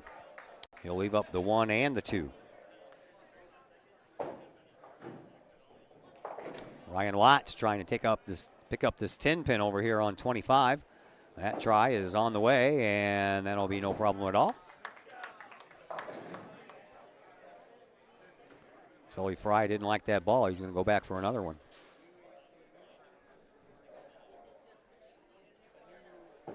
Blues won last night. How about that? Beat the Calgary Flames 3-2. By the time I got back from Alton doing that hockey game last night between Collinsville and Triad, well, we got into the car just when the 3rd period was starting. I got home and watched the final 8.5 minutes. And then I had to hold my breath, of course, as Calgary pulled their goalie, and with about 90 seconds left, we know how sometimes that works out for your Blues, but luckily Bennington was up to the task last night as he took over the sole lead for most games as a goaltender for the Blues. Overtook the spot that was held for a long time by Mike Leute. So congratulations to Jordan Bennington, but more importantly, the Blues get a win and are no longer in last place in the Central. That distinction belongs now to Nashville. Couldn't happen to a better team. All right. Meanwhile, back at the ranch here at the bowling alley, that is a try there and a strike by Alex Arnold, the sophomore. And he has 5 strikes in his first 6. He had 4 in a row, couldn't pick up the 5th one. And neither could Ryan Watts. He had 5 in a row and just got a spare in this frame. Here in the 6th as Tatum Snyder picks up a spare over here on 26. And Tyler Babcock over on 25 for O'Fallon will pick up a strike. Back-to-back team strikes here for O'Fallon. Carter Williams trying to bust out of it. Has 1 strike so far here in this second match. That happened in the 3rd. Would like one here in the 6th. And that'll turn in there, and he'll leave the 10 pin up. Needed to turn just a hair faster than that, and then he probably would have got it. Terrell Glasper over on 25 for O'Fallon. And that one swings in there for a strike. Glasper with back-to-back strikes. He now has 4 in his first 6 frames here. Carter Williams down 26, looking to pick up the spare, but he just missed to the left. Is that compressor or something going off back there behind us? All of a sudden I hear this buzzing. Brody Hoganson will send us to the 7th. Will he do so on 1 ball? He is looking for his 4th strike in a row and his 5th strike here in this second match. It is on the way and looks good, and just couldn't get those final 2 to fall. So the string of 3 in a row will come to an end, and he'll have 1 more before we all move to the 7th.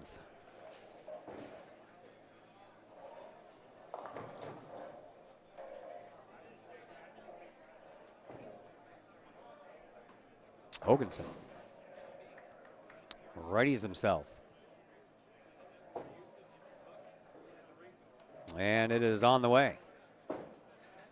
And he just barely got that 6 pin before it hit that 10. Looked like for a minute it was going to go a little bit wide right. All right, so we're heading to the 7th. Collinsville still down big time, though, right now, 617 to 492. So the Kahawks need to put together some strikes here in these last 4 frames. That begins with Bradley George over on lane 25. He's ready to go, and it's on its way. And George will swing it in there and leave up the 7 and the 4 pin. Ryan Lotz over here on 26. He'll send it down range, and he'll leave a mess. He has got the 6, 9, and 10 on the right-hand side, and the 8 pin, I think. Or is that the 4? That's the 4. George trying to take care of this 7 and the 4, and he does so. And now Lotz will come up to see what he can do with this mess down here. 3 pins on the right side, 1 over here on the left. He'll try to approach it, and oh boy, I tell you what, that was the best way he could play that. He hit that 6 pin on the right-hand side, and it shot over, but it went behind the 4 pin instead of hitting it, so that was a good effort. Here is Sully Fry, and he will leave up the 6 and the 10, the opposite of what George left up, the 7 and the 4. And then Drew Millen comes up, and he leaves the 7 and the 4.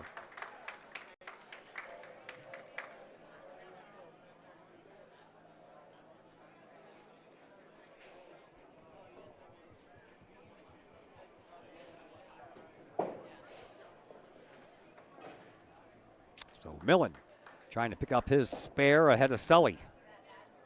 Oh, he'll leave up the 4 pin. Swung a little bit too far to the left right at the last second. And now Sully Fry over on 25, and he's going to do the exact same thing.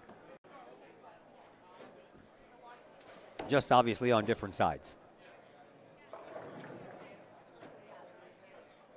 I haven't heard that compressor go off the whole time I was here. Now it's done it twice here in the last 5 minutes. On 26, and I can't even believe it. And he says the same thing does Alex Arnold. He was like, shoo, because that did not have a direct hit on that head pin that you would normally see. Meanwhile, Tatum Snyder does have a direct hit, and he'll take care of all of his.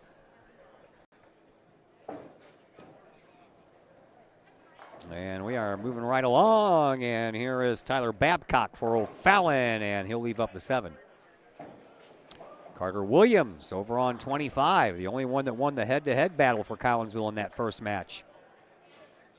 He lets it fly, and it'll swing in there, and another strike for Williams. That is his 2nd here in this second match. He's had a rough go of it, and he's at 1, 2, 3, 4 open frames. Here is Babcock. He'll pick up his 7 pin. Hoganson, the anchor bowler for Collinsville, will be the first of the 2 anchor bowlers to go here in this 7th frame. And Hoganson will do so on 25 right now. And that one is going to be in there, but we have a pin that wobbled and it would not fall. Luckily, it didn't get out of place to stop the pin setter. Here is Glasper over on 26 for O'Fallon. And he will swing it in there, and he'll leave up the 7 pin. So each of the anchor bowlers here for O'Fallon and Collinsville looking for a spare of 1 pin.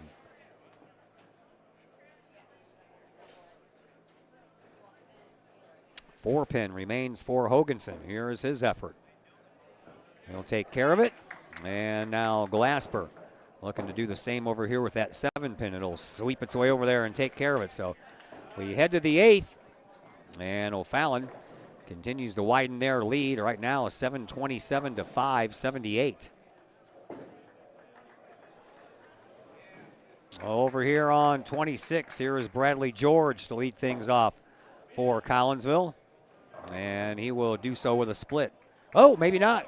Man, one of those pins came around at the last second and knocked down one, and now he only has to deal with one. It wasn't a difficult split, like 7-10. Looked more like a 4-5 maybe. No, that wouldn't have been a split.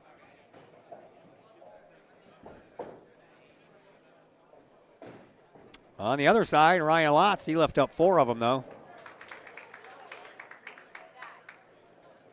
And here is George going for his 1 pin, which sometimes is harder to get down than it is 4.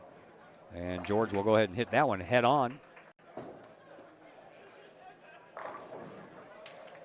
Even though the computer did initially give him that split, so Coach Hay down there trying to rectify the old scoreboard. Meanwhile, Lotz takes care of his. And here is Sully Fry over on 26 for the Kahawks. And how about another strike for Fry? Only his second.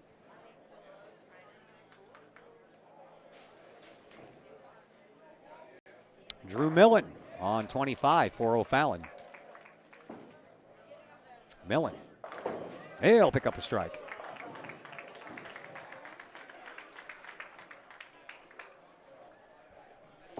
Tatum Snyder for Collinsville down 26. And I was hoping for a push over there, but get that last pin, but it did not happen. And for Snyder, the 4-pin remains. Here is Alex Arnold for O'Fallon on 25, and he'll move that 7-pin, so that might, nope, pin catcher's going to get it.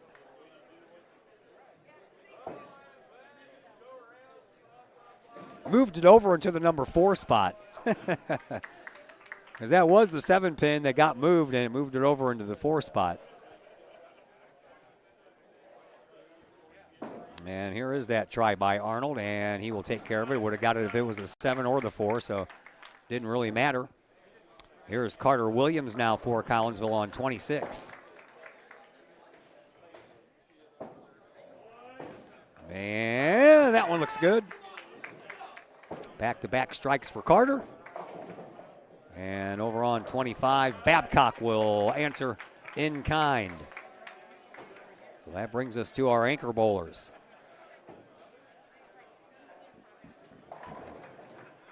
Hoganson up first.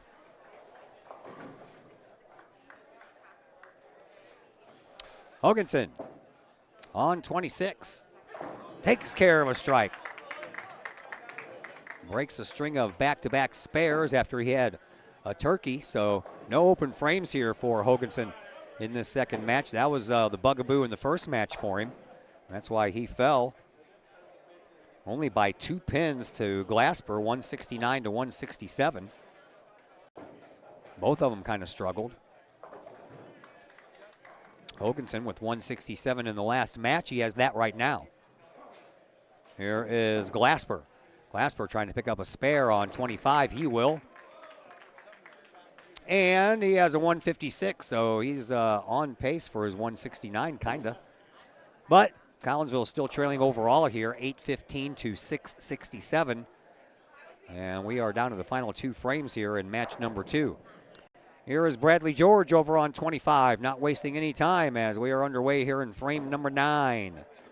George down 25 will pick up a strike. After back-to-back spares, he'll pick up a strike. Here's Lotz trying to answer, and he almost had an ugly split down there, but 2 pins on either side fell at the last minute, so he just has to deal with the 4-pin now. Sully Fry over on lane 25. And Fry will leave the 10-pin. Ooh, there was a pin rolling over there, but it rolled right in front of it. Lotz on 26, looking for his 1-pin spare. He'll take care of that.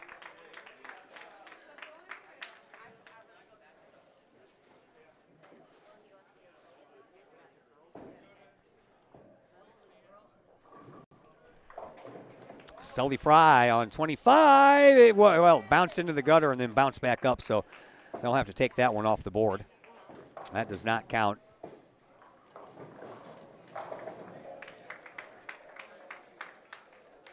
Eli Hay taking care of the old computer change this time. I'm sure both of these guys are very well adapted to this computer system by now after all these years. Of course, Eli used to play under his dad here. And on 26, nothing doing there for Millen. They got the mistake rectified up on the screen. And here is Tatum Snyder on 25 trying to pick up his 1-pin spare. But before he goes, I think we're going to have Alex Arnold go. Yes, we are. Snyder had to wait for the JV teammate of his on the other side on 24 to get done. Now Snyder ready to go down 25, and he will miss that one.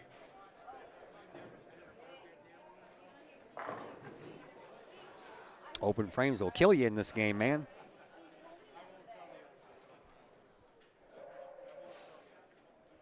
For Collinsville, here is Carter Williams on 25.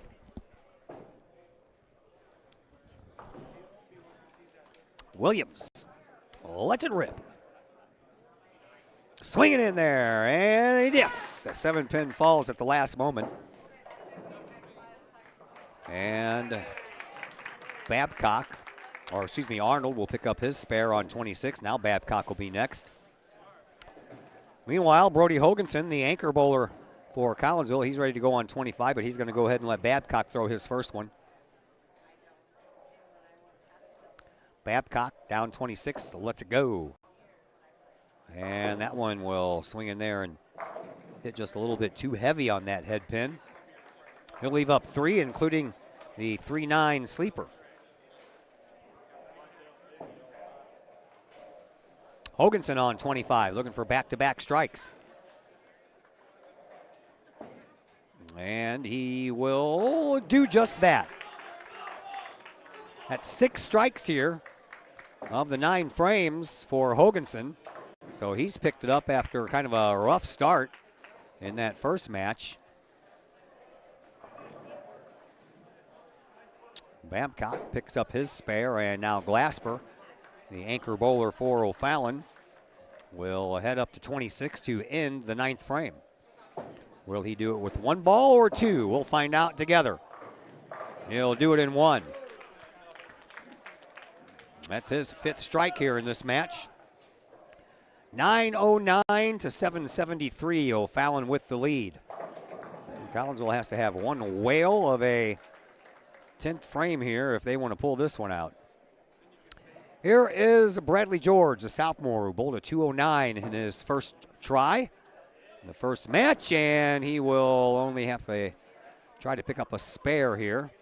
Ryan Lotz, who bowled a 225 in his first match to get the best of George, will throw it down 25, and he will leave up a split.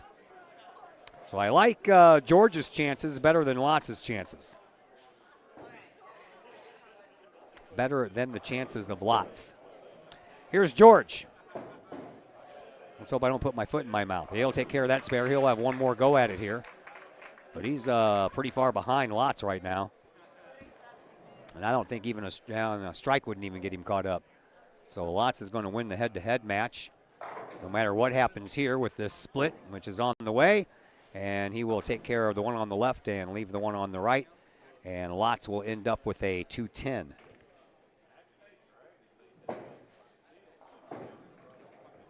Here is George. George will pick up a strike for his last ball, but not going to be enough. He'll end up with a 180. And again, Lotz will win the head-to-head matchup against Bradley George. Now we come to the number 2 bowlers, which Drew Millen has already tossed his first ball, and he leaves up 1. And now Sully Fry We'll try and see if he can do a little catch up here. Comes in on 26, and he'll leave up one as well. Millen down 25, looking to pick up his spare first. He will, so he'll have one more left.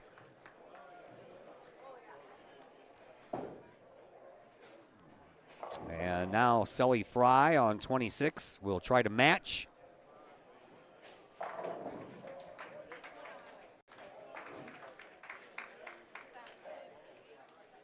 And that one is on the way for the Kahok Jr., and he'll take care of that. So he'll have one more left. Millen has one more left as well, and he's getting ready for that one over on 25. And it's on the way. Millen will take a strike. And Millen will end up with a 188. So a little bit of a drop off from his 208 in the first frame. And here is Sully Fry in his first varsity match of the night, and he will miss the head pin altogether. And Sully will end up with a 167. That's still 10 pins better than his twin brother Simon in the first match. But Millen will end up with the head-to-head win. And meanwhile, Snyder over here on 26 against Arnold on 25, and Arnold starts off with a strike. So Snyder trying to match him, but there's no way that Tatum Snyder is going to win this head-to-head matchup. Snyder down 26 will pick up a strike. That'll help, but when we started, that was 226 against now 154, so not a chance for Snyder to catch up and get that head-to-head battle. Both these guys, Snyder and Arnold's on 25, just left one. They had 177 each in that first match, so they tied, and that's why we have a half a point as far as the point system is concerned. Snyder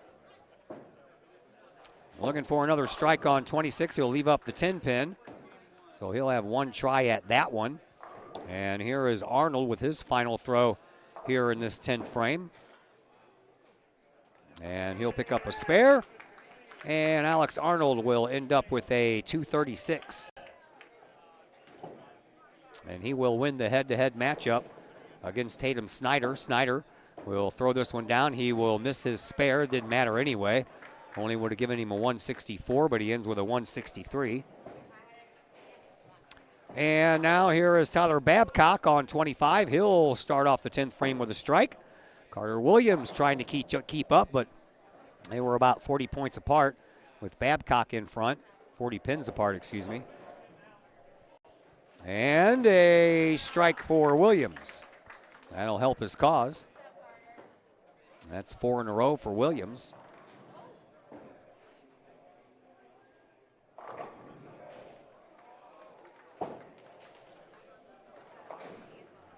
And here is Babcock on 25. Throw number 2, and he'll have one more left after that miss. Throw number 2 coming up here for Carter Williams. And Williams lets it go down 26, and he will leave up the 10 pin. They're only 2 pins apart now. Here is Babcock with his final throw here in this second match. He'll pick up a spare. And Babcock will end up with a 196. But there's no way Williams can catch up now with just 1 pin left. Williams beat Babcock 204 to 198 in the first matchup. He'll pick up the spare, Will Williams, but he will end up with a 191. So the first 4 bowlers have all gone the way of O'Fallon. Here is Glasper over on 25. Hoganson remains the last hope here to win at least one head-to-head matchup. And Hoganson working on 2 strikes in a row, looking to start off this 10th frame with another one, and he will not.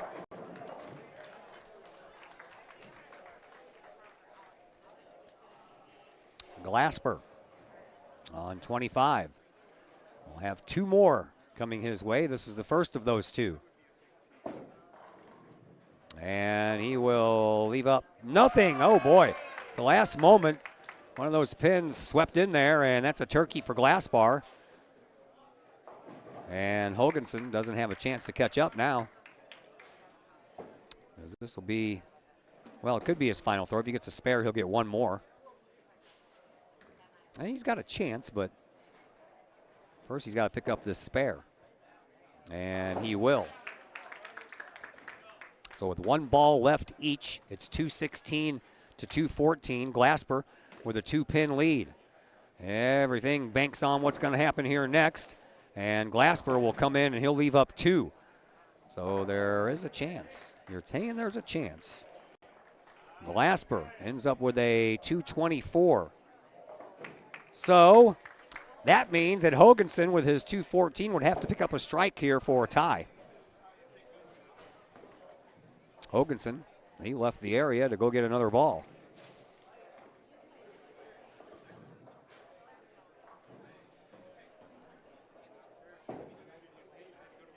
$1,054 total pins for O'Fallon. They are finished here with frame number or match number 2.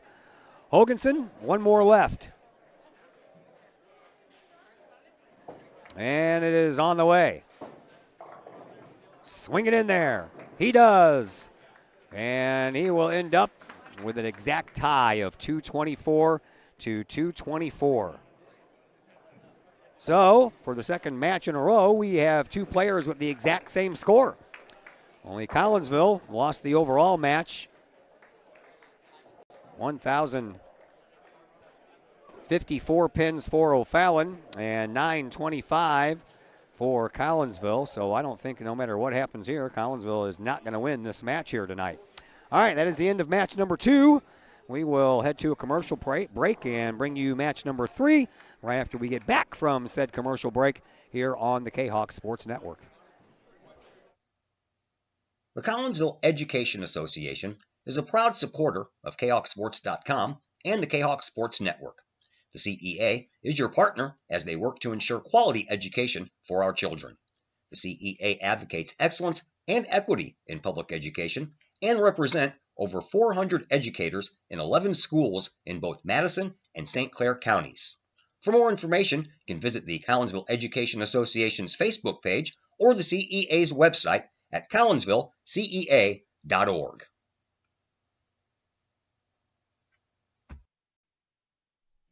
Collinsville High School alumni Stacy Lauenstein, CHS class of 91, Lisa Bassetto, Sarah Sulke, and Tracy Limp, CHS class of 94, Tony Geisen, CHS class of 96, and Kevin Robinson, CHS class of 99, want to wish all of our Kahawks a great year.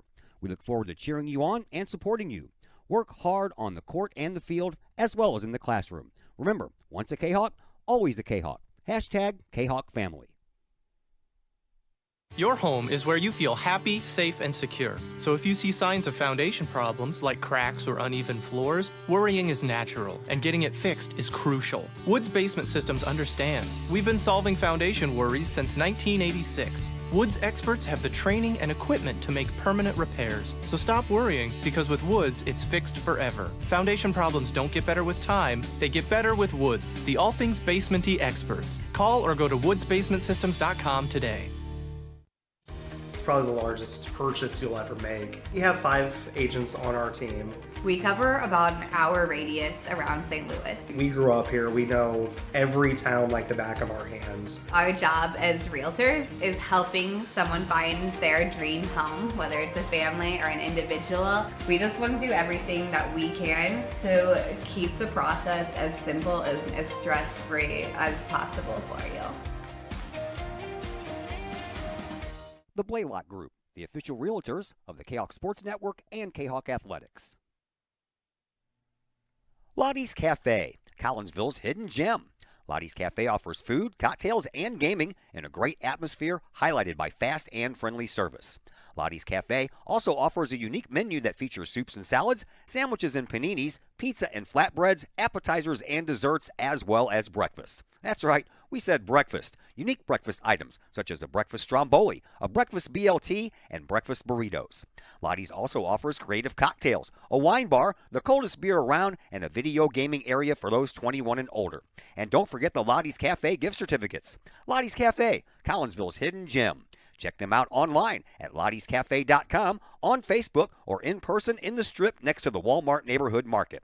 Or call Lottie's Cafe at 618-223-8256. Lottie's Cafe, Collinsville's hidden gem.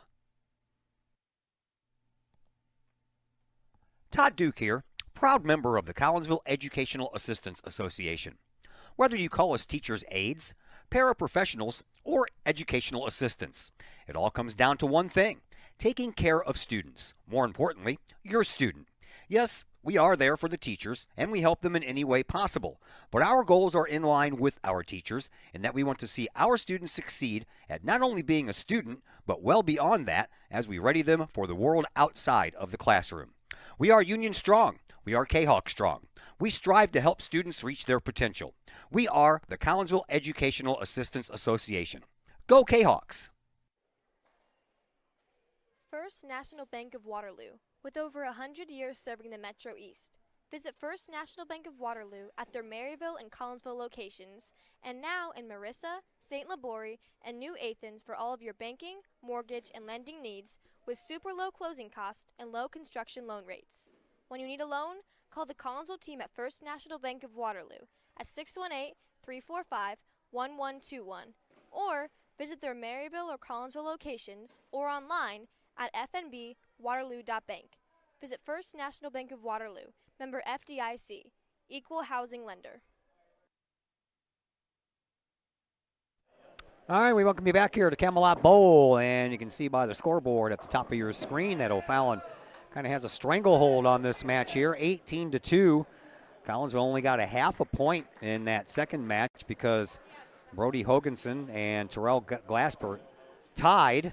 Other than that, O'Fallon won 4 of the 5 head-to-head matches, plus they won the overall match, so they ended up with 9.5 points in that second match to Collinsville's half a point. So if you add up the totals from the first match, which was 8.5 to 1.5 in favor of O'Fallon, that would be 18-2 in favor of O'Fallon here as we are underway here in match number 3, the final match of the day here in this Southwestern Conference opener for both of these schools. And once again, I'm going to step aside here for a couple minutes and let you enjoy the ambiance that is Camelot Bowl.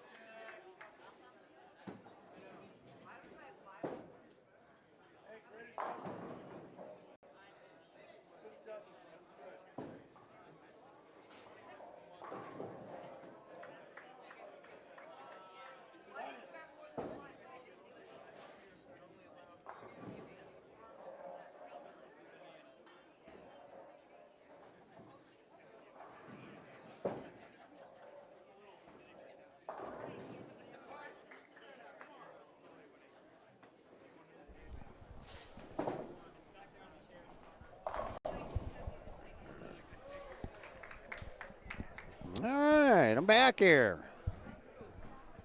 We are just underway here in frame number 3. No change for Collinsville from the second match to this final match. O'Fallon did make one change as they brought in their senior Aiden Burnett. He is in the number 2 spot that was occupied by Drew Millen in the first 2 matchups. And Collinsville, man, they have a lot of work to do, and I don't think they have enough points to get it. I think that the only thing they can get is 10 points. Thank you. Okay, JV won again. JV won again. They have a 2-0 lead over their O'Fallon counterparts. And it looks like Logan Marabella had the high score in that one, 198. So the JV squad looks like they might pick up a win here tonight. Their varsity counterparts have a bit of a struggle on their hands as we are underway in frame number 3. That was Sully Fry over on 26. Meanwhile, already on the 4th bowler here in frame number 3, that was Tyler Babcock with a strike over on 25. Now here is Tatum Snyder on lane 26 for Collinsville. And Snyder, he'll pick up a strike as well. That is his second strike here in the first 3 frames of this final match. Meanwhile, Terrell Glasper the third on 25, the anchor bowler for O'Fallon, leaves up the 10 pin. Carter Williams gets ready to go over here on 26 for Collinsville. Got more Collinsville versus O'Fallon for you tomorrow, hockey style. And how about both lanes with the 10 pin up? Glasper on 25 for O'Fallon and Williams over here on 26 for Collinsville. Glasper waiting to go after the his JV counterpart for O'Fallon on lane 24 went. Now Glasper up, he'll take care of his 10 pin. Carter Williams trying to do the same, so O'Fallon is finished with the 3rd frame. And here is Williams trying to pick up his spare, and he will. And then he'll give way for Brody Hoganson. Collinsville versus O'Fallon tomorrow in boys hockey, or just hockey, girls play as well. And that is going to be at the McKendree Recplex in O'Fallon, so a home game for O'Fallon. And that game is scheduled for a 9 p.m. start, but there's a 7:30 game before that, so I guarantee it will not get underway at 9. That hardly ever happens. And a strike for Hoganson to end the 3rd frame, so after 3 in the books here, it is 248 for O'Fallon, 240 for Collinsville, so the Canucks only down by 8 pins here. As we head into frame number 4, we'll visit with Eli Hay during the post-game show once we get everything wrapped up here. We are 6 days away from girls basketball season opening. That'll be at Virgil Fletcher Gymnasium. Collinsville will take on Cahokia. We'll have that one for you. Myself and Lori Billy will be with you for the girls' home games that we have. Not a lot this year. A couple of the girls' home basketball games have been moved to the auxiliary gym to make way for wrestling, as girls wrestling is now a sport in the state of Illinois. That pin setter knocked down the pin over on lane 25 behind that 2 and the 4 pin, so they're going to have to probably call down and have somebody set that one back up. That was for Sully Fry. Meanwhile, over here on lane number 26, that was Ryan Lotz. He picked up his spare. And yeah, we're going to have to wait, so there's going to be a little bit of a delay here as the pin setter knocked down one of the pins that was left over there for Sully Fry after his first throw here in the 4th. So in the meantime, it is going to be Aiden Burnett, the senior, that we have not seen until this 3rd match. Here he goes on lane 26. And that one needs to turn, and it didn't, so he missed the head pin, and the 1, 2, and the 4 remain standing. I believe the 8 pin was still back there on lane 25, so they're going to have to manually set that one down there. Lights are off, so somebody's taking care of that right now.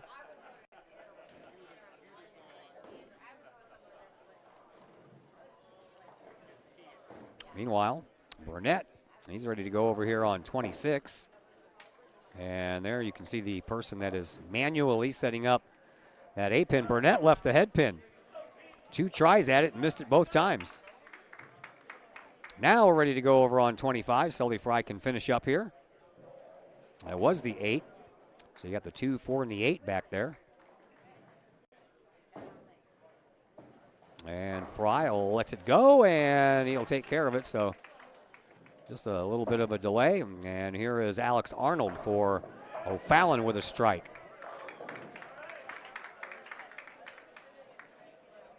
And that's his 2nd in a row. Tatum Snyder, the sophomore for Collinsville, over on 25. Collinsville has 2 sophomores going here. And how about a strike by the Kahok sophomore? O'Fallon had 4 sophomores going, 1 through 4. Glasper, the junior, brought up the anchor, but Burnett, the senior, has taken the place of the sophomore Drew Millen. So now it goes sophomore, senior, sophomore, sophomore, junior for O'Fallon. Collinsville stays the same throughout. Here's Williams, and Williams will leave up the 10 pin. Tried to get that pin to fly over there and knock it down, but it just didn't. Here is Glasper. He will leave a pin as well.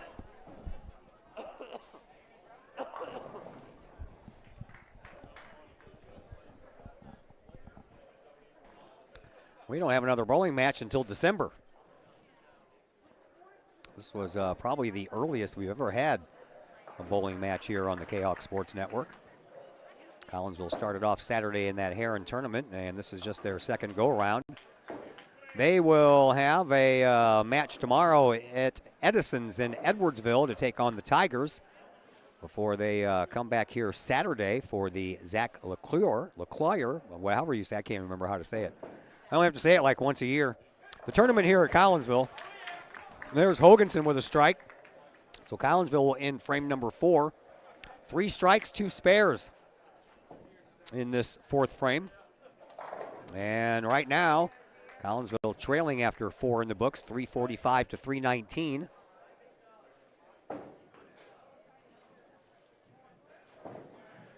And here is Bradley George getting things going on 26. Everything but the 10 pin falls down. Ryan Watts over on 25 for O'Fallon. And he will take them all down. 7 pin being the last one to fall.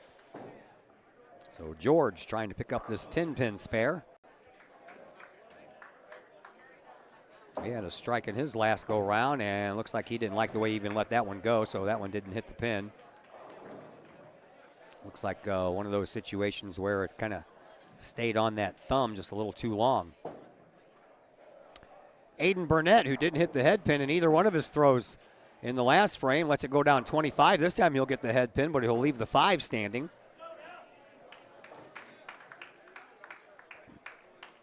As Sully Fry gets ready to go.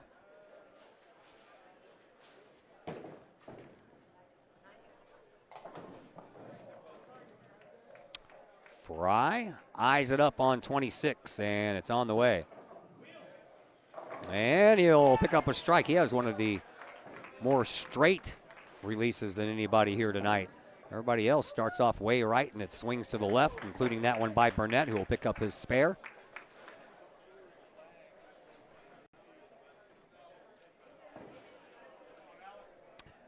And now Tatum Snyder over here on 26. And Snyder lets that one fly. Has some nice movement on it, but moved a little bit too far left at the last second. And he'll leave up the 3, 6, and the 10. Meanwhile, Alex Arnold will just leave up 1 over on 25.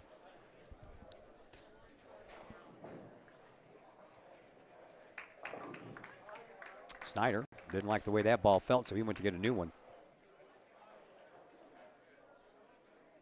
And it is on the way, and the transparent ball, almost translucent, I guess you would say, just gets the 1.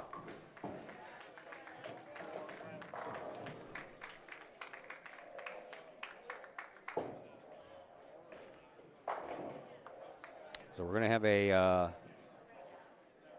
mid-game switch here. Aiden Hedger is going to come in for Bradley George. Midway through this contest. Meanwhile, here is Carter Williams after Snyder couldn't pick up his spare.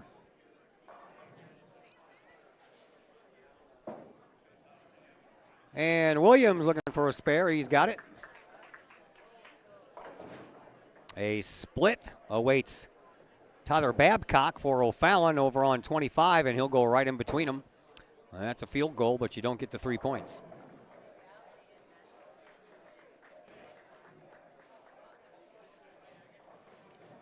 Here is Hoganson on 26 for Collinsville. And there's a strike. That's a turkey for Hoganson after he left an open frame in the first and a spare in the second. And to follow suit, Terrell Glasper does the same thing over on 25.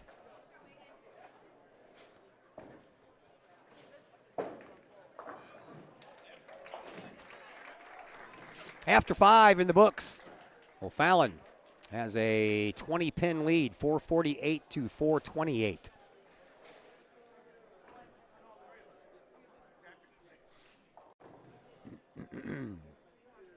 We have 2 ties in the first 2 matches. That you don't see that very often. Tatum Snyder and Alex Arnold both rolled a 177 in the first match, and then Brady Hoganson and Terrell Glasper both with a 224 in the second one. Here is Aiden Hedger. Hedger for Collinsville knocks down 8, has a small split on the screen. Ryan Lotz over on 26 to get things going here in the 6th for O'Fallon, and he'll do it with a strike.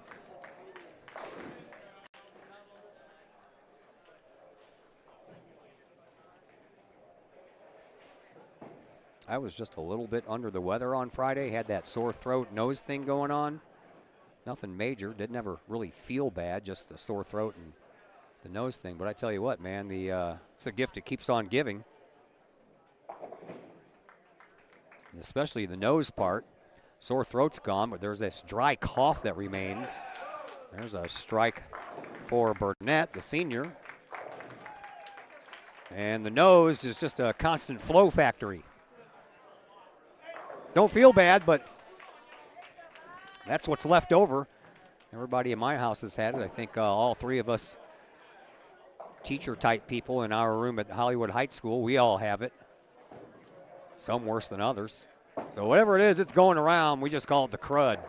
The crud's going around, kids. The roller coaster and temperatures do not help.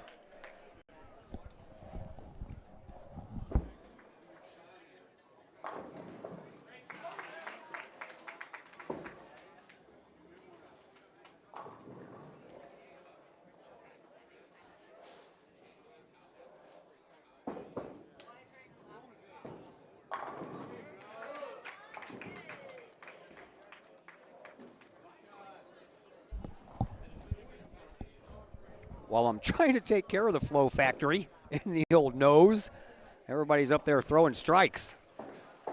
Here is Williams for Collinsville, and he was trying to follow Snyder's strike, who followed Sully's strike, but he only knocked down the 2.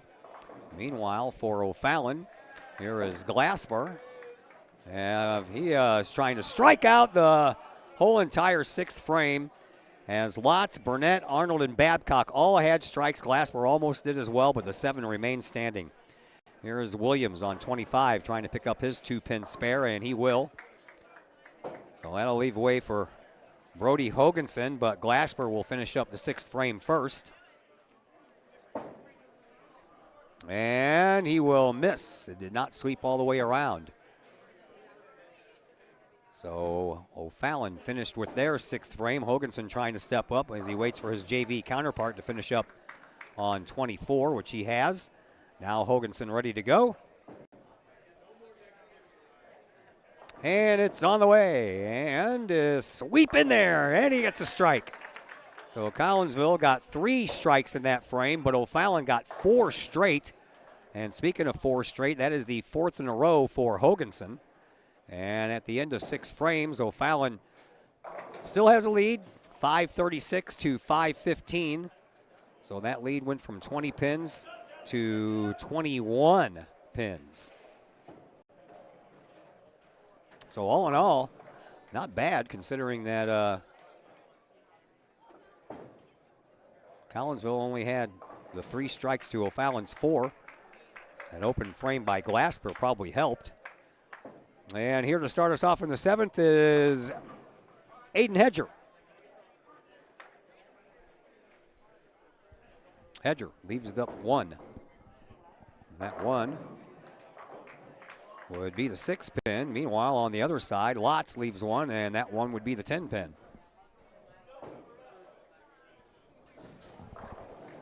Hedger down 26, and that will fall into the gutter.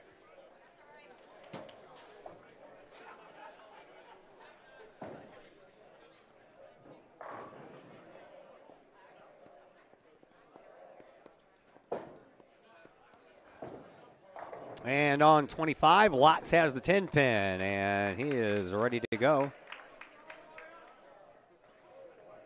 And it's on the way. That one falls in the gutter as well. You can hear him now going, don't do what I do. How about a strike for Sully Fry? And Fry picks up a turkey.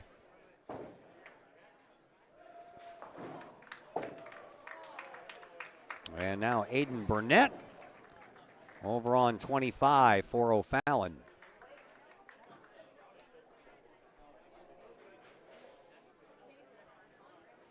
Burnett lets it go. He'll hit that head pin this time, but the 7 remains standing. Tatum Snyder on 26 for Collinsville. That one, had some speed on it, but he's not going to like what's left. That's a split. Not an easy split to pick up. Better than a 7-10, but a 4-6 is still hard. Here is Burnett over on 25 trying to pick up that 7. That's a slow roller, and it's going to miss. He doesn't like it. He mutters something to himself. Here's Snyder on 26 trying to pick it up. Ooh, man, that was a good try, though. I knew what he was trying to do. Hit that 6 pin on that far right side and shove it over into the 4 pin, but he just missed the right side of that pin. Great effort. Here is Alex Arnold for O'Fallon on 25. He'll leave up the 3, 6, and 10 on the right side. Meanwhile, Carter Williams getting ready to go over here on 26 for the Kahawks, looking to break his string of 4 straight spares with a strike, but nope, he's going to go for his 5th straight spare. Started off with 2 strikes, and then the 3rd, 4th, 5th, and 6th, all spares. Arnold going for his spare on 25. He'll miss the lead pin. That was the 3. So he'll have an open frame. Carter Williams will look for his 5th spare in a row, and he'll pick it up.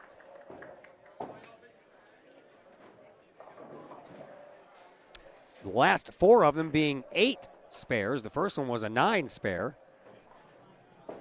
Here's Tyler Babcock on 25, and Babcock almost had a split, but that 5 pin got taken out at the last second. Meanwhile, Brody Hoganson over here on 26 for Collinsville will let her rip. And he will leave up a split as well. Is that another 4-6?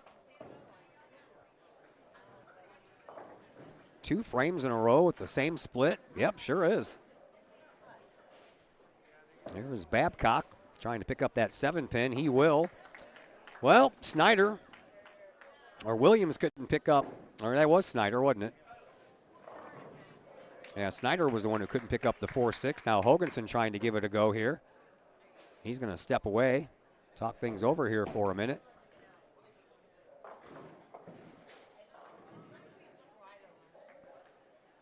He's going to let Glasper go first over on 25. Glasper had an open frame in his last frame. And in this frame, he will leave the 10 pin standing. Now Hoganson looking to take care of this 4-6 split. That broke a string of 4 strikes in a row for Hoganson, and he is going to just hit that 6-pin head on. And the 4 strikes in a row comes to a close with an open frame.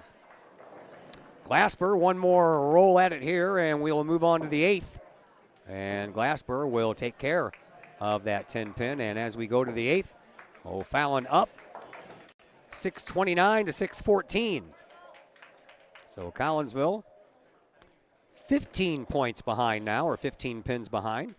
So slowly but surely they are doing a little bit of catching up here.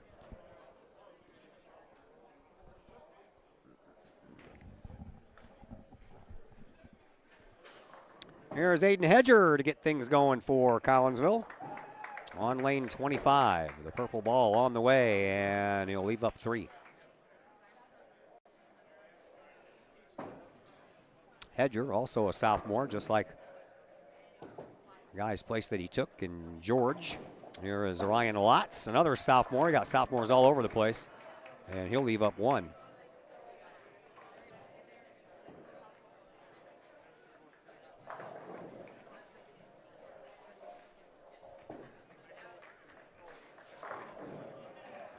On 25, Hedger trying to pick off his 3 pins left. Looks good from here, and he will. And now Lotz trying to take care of that 4-pin.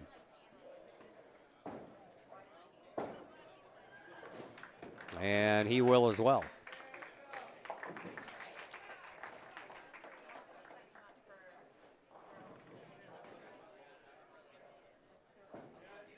Sully Fry on 25 will miss the head pin and leave a bit of a mess over there on 25.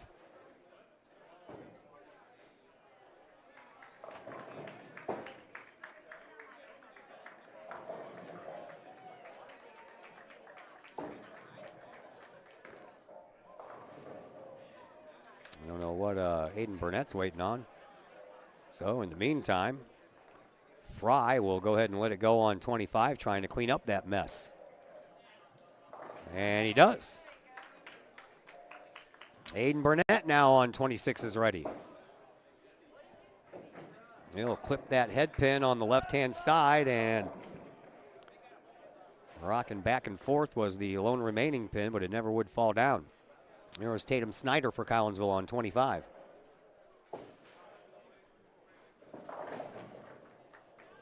Snyder with a big strike. And it's his 4th strike here in this final match of the night. There is Aiden Burnett trying to pick up his 1-pin spare. Looks pretty good, and he will.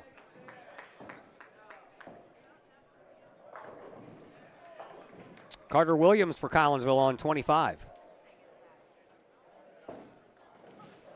That one has to swing in there, and it barely got a hold of that head pin, but not in time for a strike, so 2 pins remain. Meanwhile, Alex Arnold over here on 26 for O'Fallon. And he'll leave up a pin. 6-pin wobbling over there.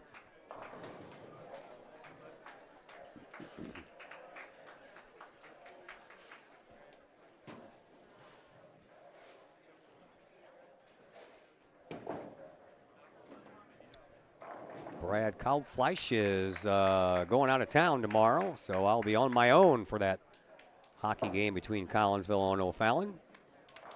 As Babcock takes care, that is Arnold taking care of his lone pin. Here is Carter Williams trying to pick up his spare over on 25 for the Kahawks. He will.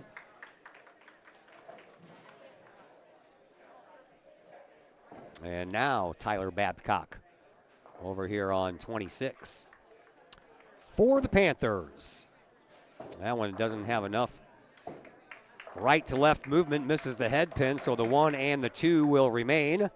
Brody Hoganson, the anchor bowler here for the Kahawks, over on 25.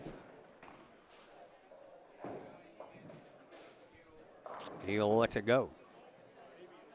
And right on that head pin, but probably just a little bit too much on the head pin. And he'll leave up the 6 and the 10. Babcock getting some words of encouragement from one of the coaching staff for O'Fallon.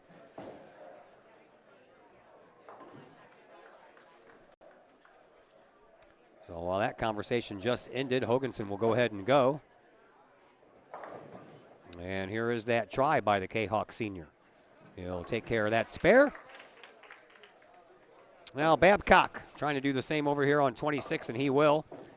And that just leaves the anchor bowler for O'Fallon, Terrell Glasper, to finish things out here in the 8th.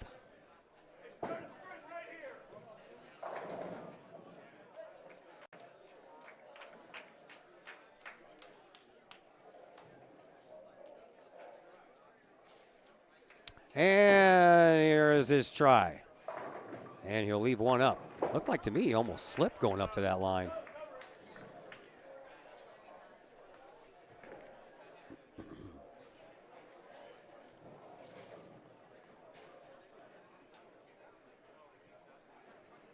So Glasper, one more throw, and then we will head to the 9th. And that one sweeps in there. So as we go to frame number 9, O'Fallon with 696 pins to 688 for Collinsville. So the lead is getting a little bit smaller for O'Fallon with 2 frames left.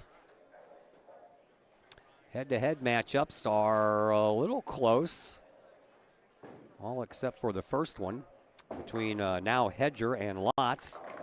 And speaking of Lotz, he throws first down 25, leaves the 7-pin standing.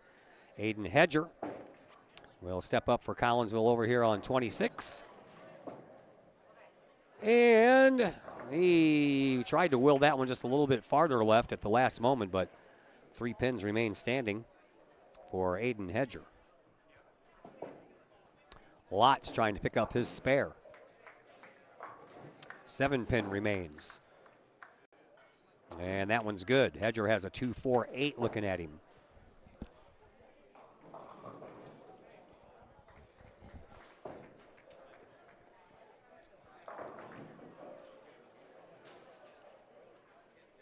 He'll give that a go right now.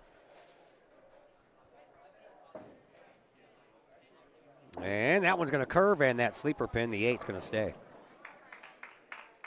Got to hit those sleeper pins head on, man. That 2 needed to go directly backwards into the 8. Meanwhile, Aiden Burnett leaves the 10 up over on 25. Here is Sully Fry. Sully sends it down 26. Got too much head pin on that one. And he'll leave up the 3, 6, and the 10.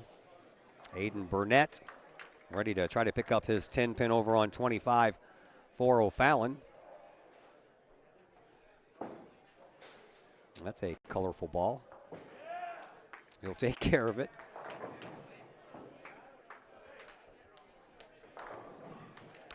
And Sully Fry down 26 will take care of his spare as well.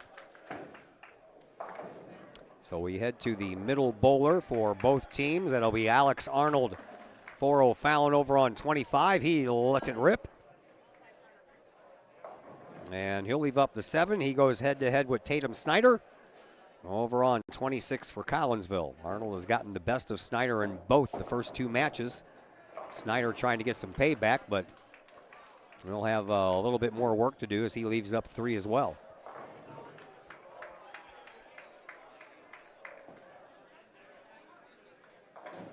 Well, the old 3, 6, 10.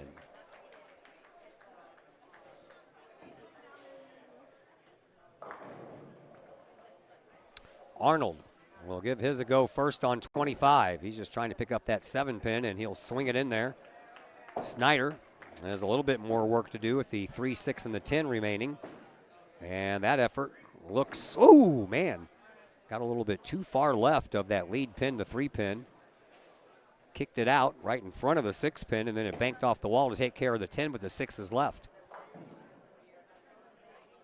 Here is Tyler Babcock on 25 for O'Fallon. He'll leave up the 7 pin. And now Carter Williams on 26 for the Kahawks. He'll leave up the 7 pin. Quit copying me, man.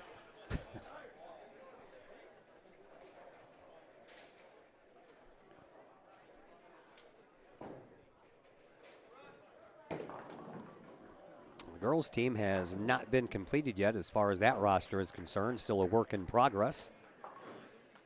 Babcock took care of his 7-pin. Williams trying to keep up.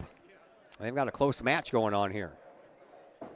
Williams lets it rip. It needs to turn. It won't, and he'll leave an open frame. Williams still has the slight edge right now, 168 to 161, so he really wanted that 7-pin to drop. Here is Terrell Glasper, the anchor bowler for O'Fallon on 25. He'll leave up not the 7, he'll leave up the 4.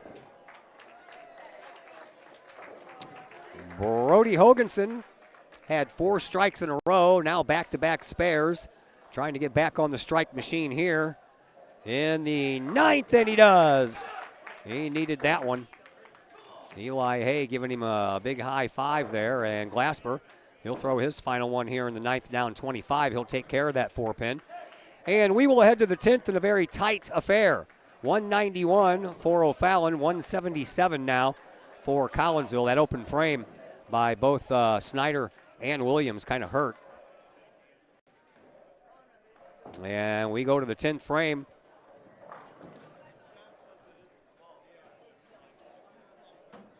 And the first bowlers, Aiden Hedger versus Ryan Watts, is all Watts right now, 166 to 109.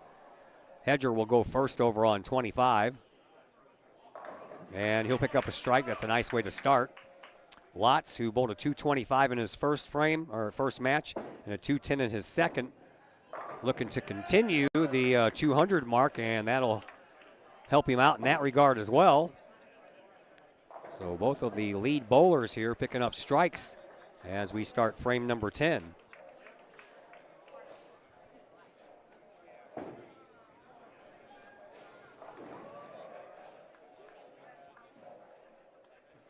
It'll be Hedger to go first. Over on 25. And it is on the way. And that looks good. Boy, that was almost a split. Took out that 5-pin at the last moment, but the 7-pin remains. Watts looking for his second strike in a row here in the 10th. That's on the way, and that one is just a little too heavy. He'll leave up 2.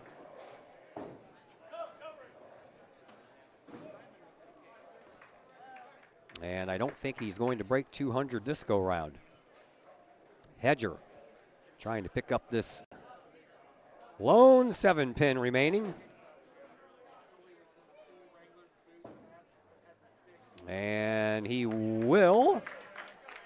And Hedger, who took over for George in the middle of this frame, will end up with a 129. Watts will pick up a spare as well, and he will fall a little short of 200 with a 196, but he wins all 3 head-to-head matches. Meanwhile, here is Sully Fry, and that's a mess.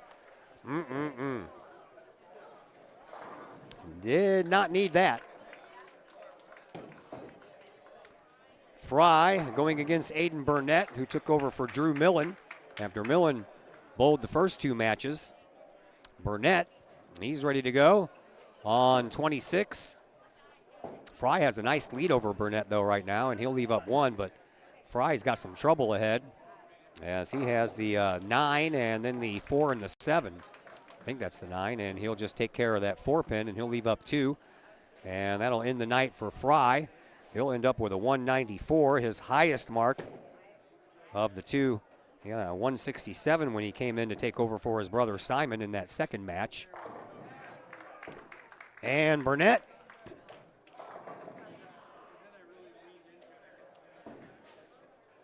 Here is Snyder, by the way, going on 25. He'll pick up a strike. Burnett trying to pick up this spare, so he'll have one more throw. And he will.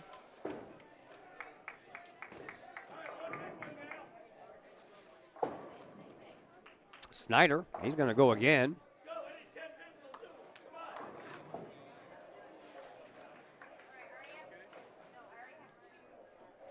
Snyder on 25 with his second after a strike here in the 10th.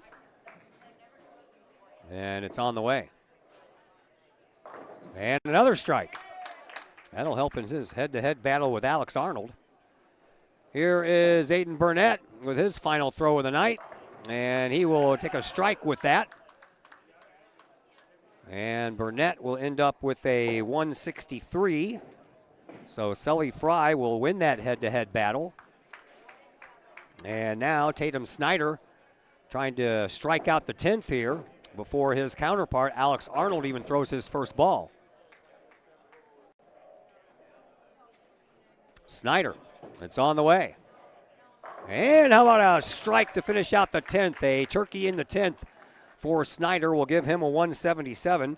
That'll match his first total match in the first match of 177, and a 163 in between those. Arnold will leave one standing, but Arnold already has a 184, so he'll win that head-to-head match. Here is Carter Williams for Collinsville on 25. He'll pick up a strike.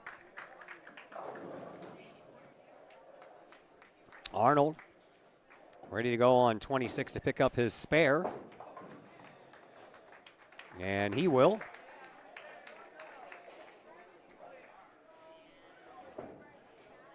So Arnold has one more ball coming his way, but before he's going to get a chance to throw that, Carter Williams is going to throw his second here in the 10th after a strike, so he'll have one more after this regardless.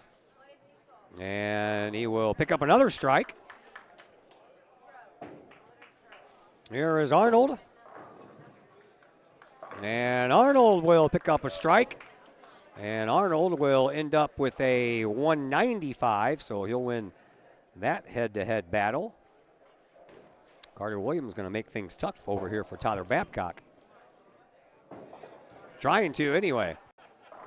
So Williams will throw his final ball before Babcock will throw his first. And here is the final one by Williams of the night.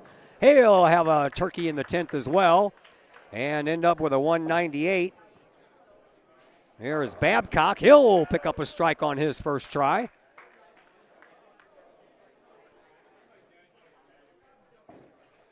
And now Hoganson, he's ready to go over on 25 already.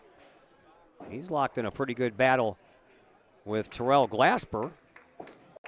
So Glasper will definitely know what he's up against by the time he gets up to the lane. And Hoganson leaves two. That's tough. Babcock with his second following a strike, so he'll have another one as well. And that one will get in there for a strike.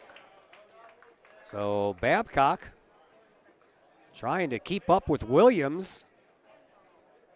Meanwhile, Hoganson will look to try to get a spare to at least get one more throw here. Turn. Oh, it did, but it missed that back pin, and that's going to end the night for Brody Hoganson with a 192. So Glasper will have a chance to better that. Here's the final throw of the night for Babcock. Babcock will have a turkey in the 10th as well, and he will end up with a 201 and squeak out a 3-pin lead over Carter Williams, who ended with a 198. So now Hoganson with his 192, and Glasper begins with a 164 before he even throws his first one. And his first one is on the way, and it'll be a strike. And that just might spell doom there for Hoganson. And now Glasper is up to 184. So unless Glasper totally falls apart here in these final two throws, he'll take that head-to-head match, and Collinsville will only get one head-to-head match in this final match of the night. They only had one in the first two. That belonged to Carter Williams over Tyler Babcock in the first match, 204 to 198. And another strike for Glasper will definitely give him the win, as he now has taken a 2-pin lead over Brody Hoganson with one ball left to throw.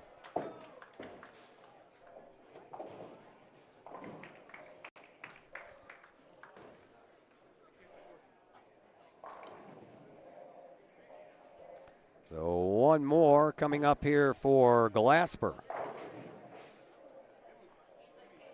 And it's on the way.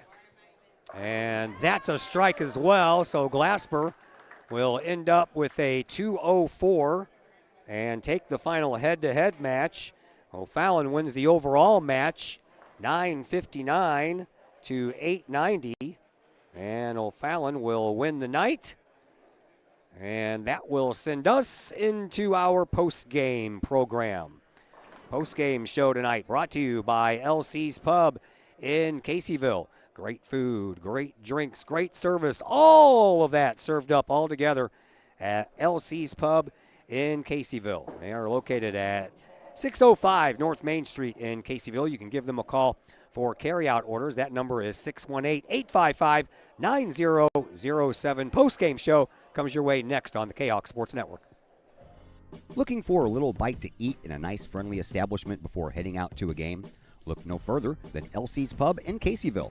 Just blocks from Collinsville High School, LC's Pub is the pub of choice for Kahok fans, before, after, or even during Kahok games. LC's Pub features a wide variety of traditional bar food like burgers and fries, chicken wings and chicken strips, appetizers like pepper jack mac and cheese bites, fried pickles, and green beans. Plus they have salads, fish, shrimp, and more. LC's Pub also features an outdoor patio, a gaming room, weekly poker tournaments, and a pool table, plus enough TVs for all the sports fans. And LC's Pub shows Kahok games live as well as Blues and Cardinals games. LC's Pub, 605 North Main Street in Caseyville, right across the intersection from All Pro Tees. Call for carryout orders at 618-855-9007 and on Facebook at LC's Pub. LC's Pub, Kahok fans' pub of choice. Keep your ride shiny and clean with Extreme Details Vehicle Detailing in Collinsville. Owner Jay Merkel and his crew at Extreme Details believe in the value of community and in helping their community hold the value of their vehicles with a sharp-looking, clean ride that you and your community can be proud of. Extreme Details can handle any job, whether you drive a small car, an SUV, or even a bus or RV. No job is too big or too small at Extreme Details. Extreme Details offers scratch and oxidation removal, no matter what you drive: cars, trucks, motorcycles, boats, and more. Plus, Extreme Details can handle fleet vehicles for you and your company. Call Jay and the gang at Extreme Details at 618-977-1224. Check for periodic specials on the Extreme Details Facebook page. Put the shine in your ride with Extreme Details, 618-977-1224. Lakeside Roofing in Collinsville. Let the professionals at Lakeside Roofing protect your most important investment, your home or business. Have the elements taken a toll on your roof system? Notice a leaking roof? Maybe it's time for a free roof inspection. Regular maintenance can extend the life of your roofing system by 10 years or more. Lakeside Roofing is your winning team for commercial and residential roofing systems. Lakeside All-Star professionals have installed, repaired, and maintained hundreds of roofs on both sides of the river. Call Lakeside Roofing today at 618-344-2800 in Collinsville or 314-241-5253 or online at lakesideroofing.com. Choose experience, choose Lakeside. Mike's Automotive in Collinsville is a T3 certified tire dealer and so much more. Sure, Mike's Automotive has tires. They can also help with making sure your entire vehicle is road ready, from belts and hoses to preventative maintenance like oil changes and tire rotation. Plus a lot more than that. Mike's Automotive has 3 locations to choose from: Mike's Automotive in St. Louis and Millstadt, and Mike's Automotive in Collinsville at 1150 St. Louis Road, just blocks from the high school. Or call Mike's Automotive at 618-345-0611. Mike's Automotive in Collinsville. Looking for a little bite to eat in a nice, friendly establishment before heading out to a game? Look no further than LC's Pub in Caseyville. Just blocks from Collinsville High School, LC's Pub is the pub of choice for Kahok fans, before, after, or even during Kahok games. LC's Pub features a wide variety of traditional bar food like burgers and fries, chicken wings and chicken strips, appetizers like pepper jack mac and cheese bites, fried pickles, and green beans. Plus they have salads, fish, shrimp, and more.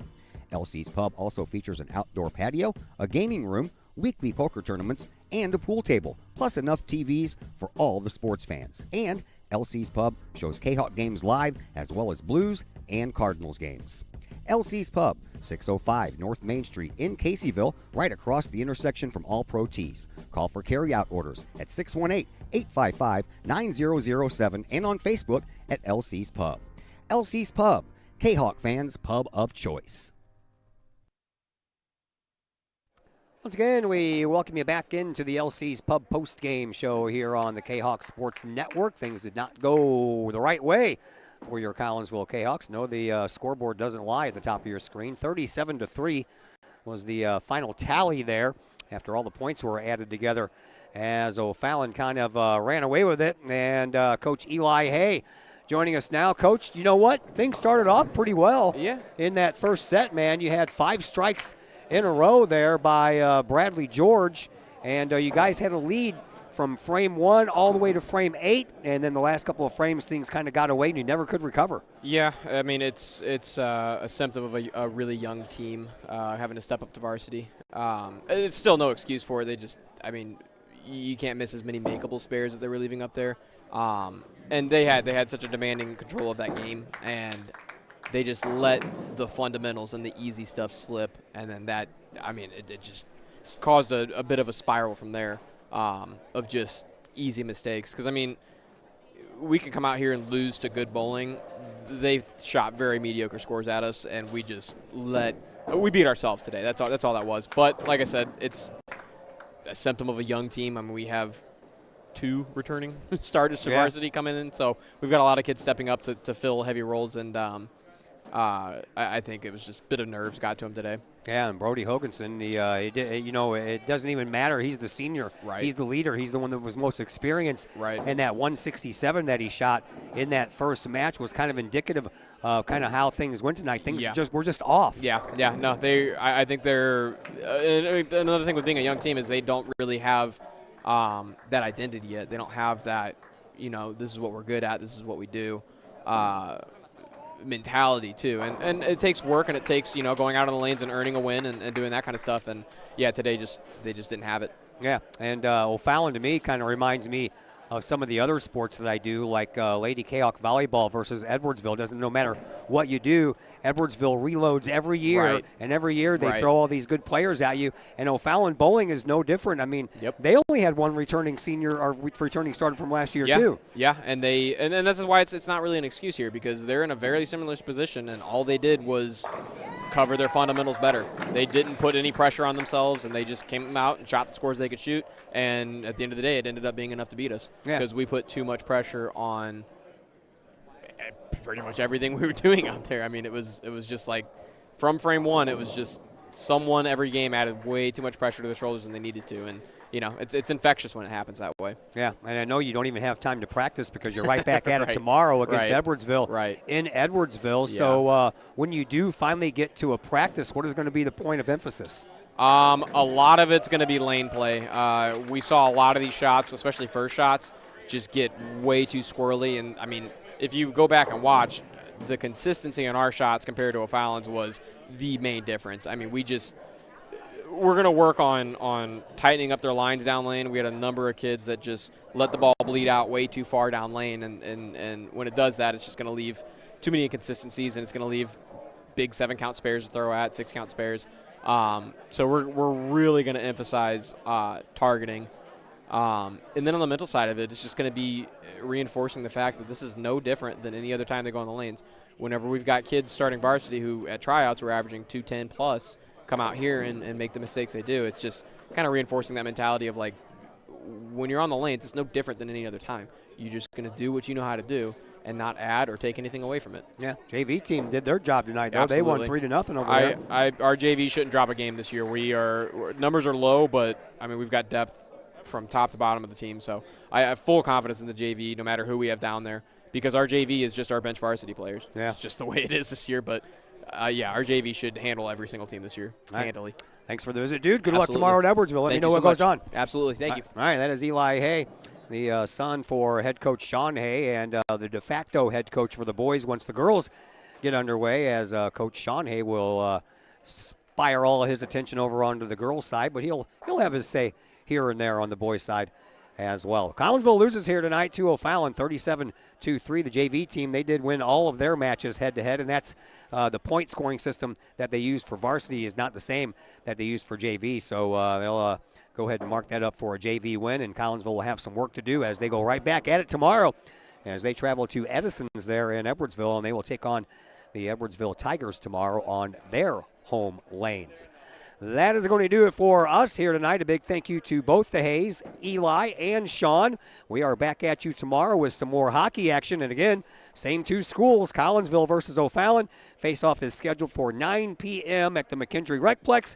And we'll be on sometime, I guess, right around there with pregame coverage. My name is Todd Duke. And until tomorrow evening, everyone enjoy the rest of your Wednesday.